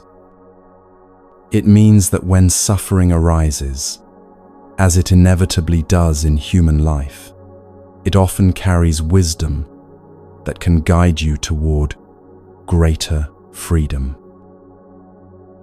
The Buddha's first teaching after his awakening was about dukkha, often translated as suffering, but more accurately understood as the unsatisfactoriness that permeates conditioned existence. He wasn't being pessimistic or declaring life meaningless.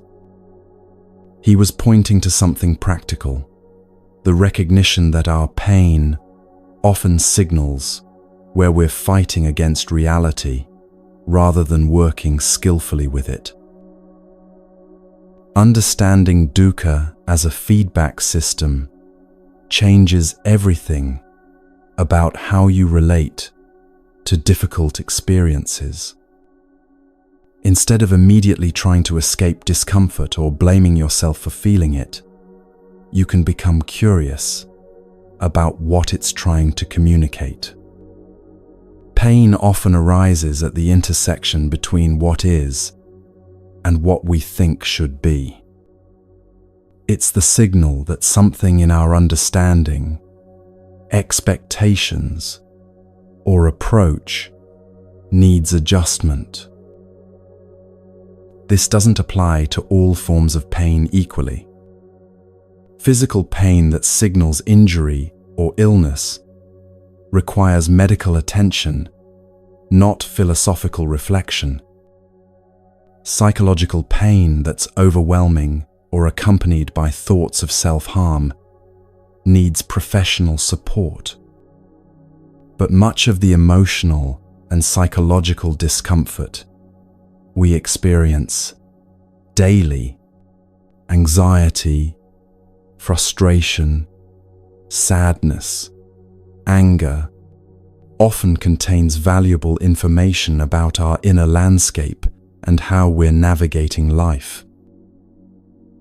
Learning to listen to discomfort's wisdom requires developing a different relationship with unwanted feelings. Instead of immediately medicating, distracting, or analyzing them away, you can learn to sit with them long enough to hear what they're trying to say. This isn't about wallowing or becoming overwhelmed. It's about creating enough space around difficult emotions to receive their guidance.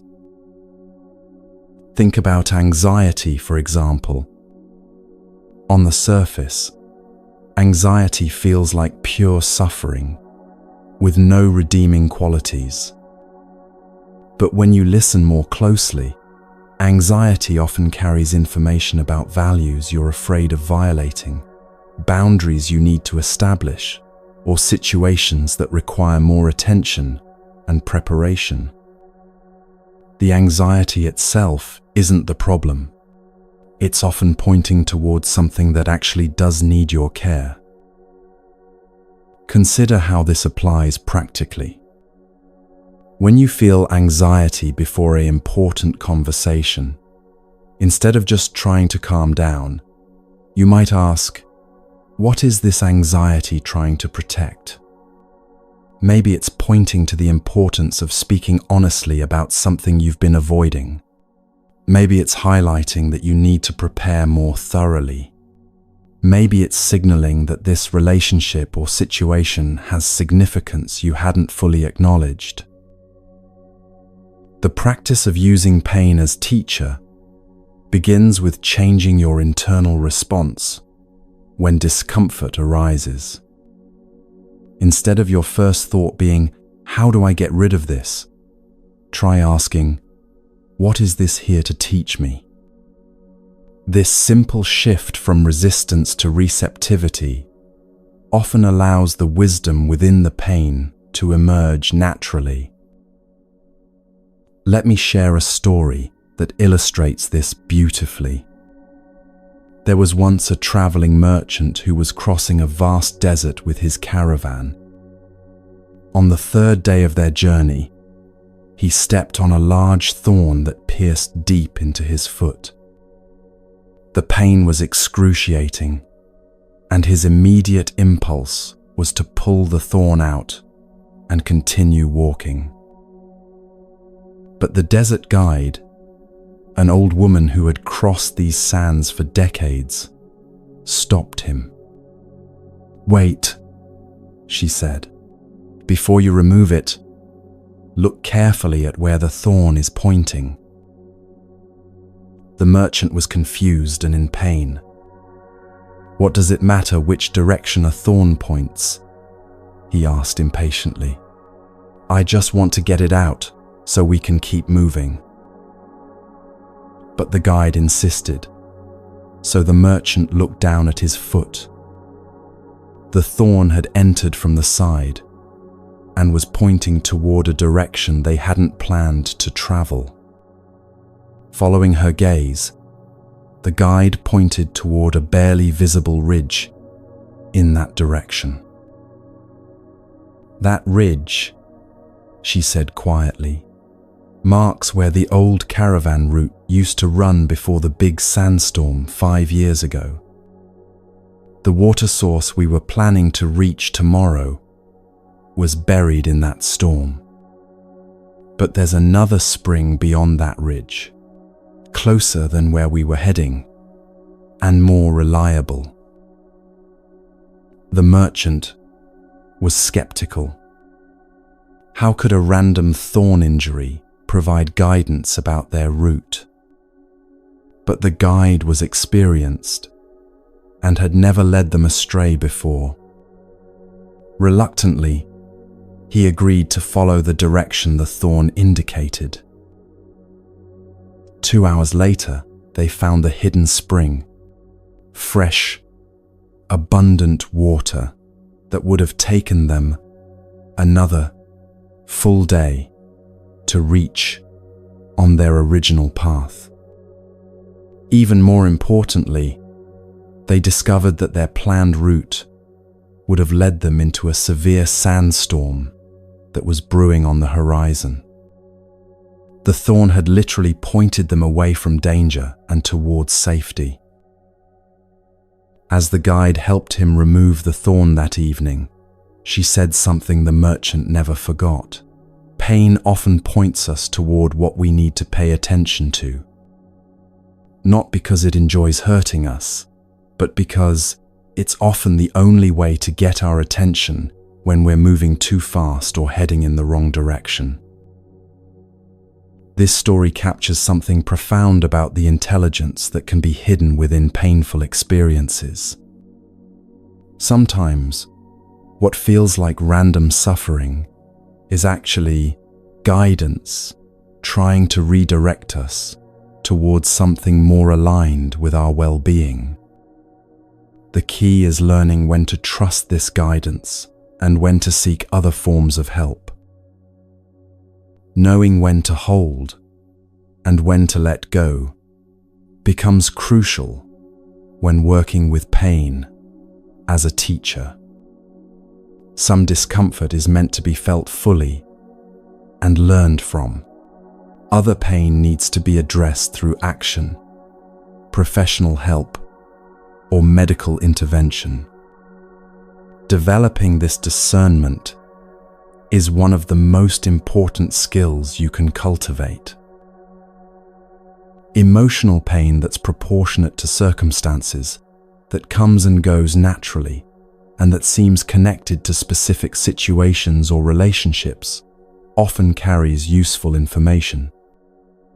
This is the kind of discomfort that benefits from the curious, receptive approach we've been exploring. You can sit with it, listen to it, and learn from what it reveals about your values, needs, and boundaries. But pain that's overwhelming, persistent without clear cause, or accompanied by thoughts of self-harm, requires a different response. This is when you need to hold your well-being as the priority and seek appropriate support. There's wisdom in knowing when pain is asking for attention and when it's asking for intervention. The teaching about suffering as messenger also helps you distinguish between pain and the story you tell yourself about the pain. The actual sensation of sadness, for example, might be quite manageable. But the story that "I shouldn't feel this way," or "this means something is fundamentally wrong with me," can create layers of additional suffering that have nothing to do with the original feeling. When you can separate the pure experience of an emotion from the narrative about what it means, you often discover that the emotion itself has something valuable to offer. Sadness might be pointing to something you've lost that was precious to you. Anger might be highlighting a boundary that was crossed. Fear might be alerting you to something that genuinely needs your attention and care. This approach doesn't romanticize suffering or suggest that all pain serves a positive purpose. Some suffering is simply the result of illness, trauma, or circumstances beyond anyone's control. The teaching isn't that everything happens for a reason, but that meaning can often be found within difficult experiences when we're willing to look for it. The practice of receiving pain's guidance also requires patience. The wisdom hidden within difficult experiences doesn't always reveal itself immediately. Sometimes you need to live with uncertainty for a while, carrying the question of what this experience might be teaching you without demanding an instant answer. But over time, patterns often emerge. You might notice that your anxiety consistently arises in situations where you're not honoring your authentic values. You might see that your sadness often follows periods when you've been disconnected from people you care about. You might recognize that your anger frequently signals times when you need to speak up for yourself or others. These patterns become like an internal guidance system, helping you navigate life with more wisdom and skill. You learn to recognize the early signals that something needs attention before it becomes a crisis. You develop the ability to course correct based on emotional feedback, rather than waiting for external circumstances to force change. Perhaps most importantly, understanding suffering as a sacred messenger transforms your relationship with your own humanity. You stop seeing difficult emotions as evidence of failure and start seeing them as evidence of aliveness, sensitivity, and care. You recognize that a heart that can hurt is also a heart that can love deeply. You understand that the capacity to feel pain is inseparable from the capacity to feel joy. This doesn't mean seeking out suffering or believing that more pain equals more wisdom. It means approaching the pain that naturally arises in human life with respect rather than resistance, curiosity rather than condemnation. It means trusting that even in your most difficult moments, there might be intelligence at work that your immediate understanding cannot perceive. The thorn in the merchant's foot didn't feel like guidance when it first pierced his skin. It felt like an obstacle, an injury, something that would slow him down and cause unnecessary difficulty. But by paying attention to where it pointed, rather than just trying to remove it as quickly as possible, he discovered that it carried information that quite literally saved his life.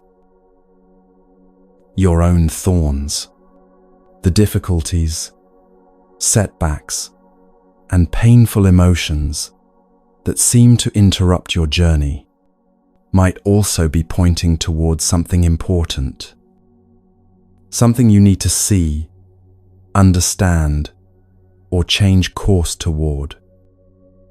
The question isn't whether you'll encounter these thorns. They're part of walking through the terrain of human experience.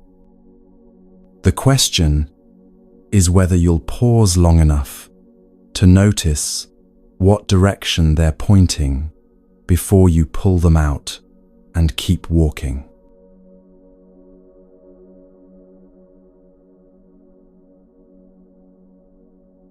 So here we are, at the end of this journey through ancient wisdom and timeless truths. But the most profound realization isn't something new you've gained.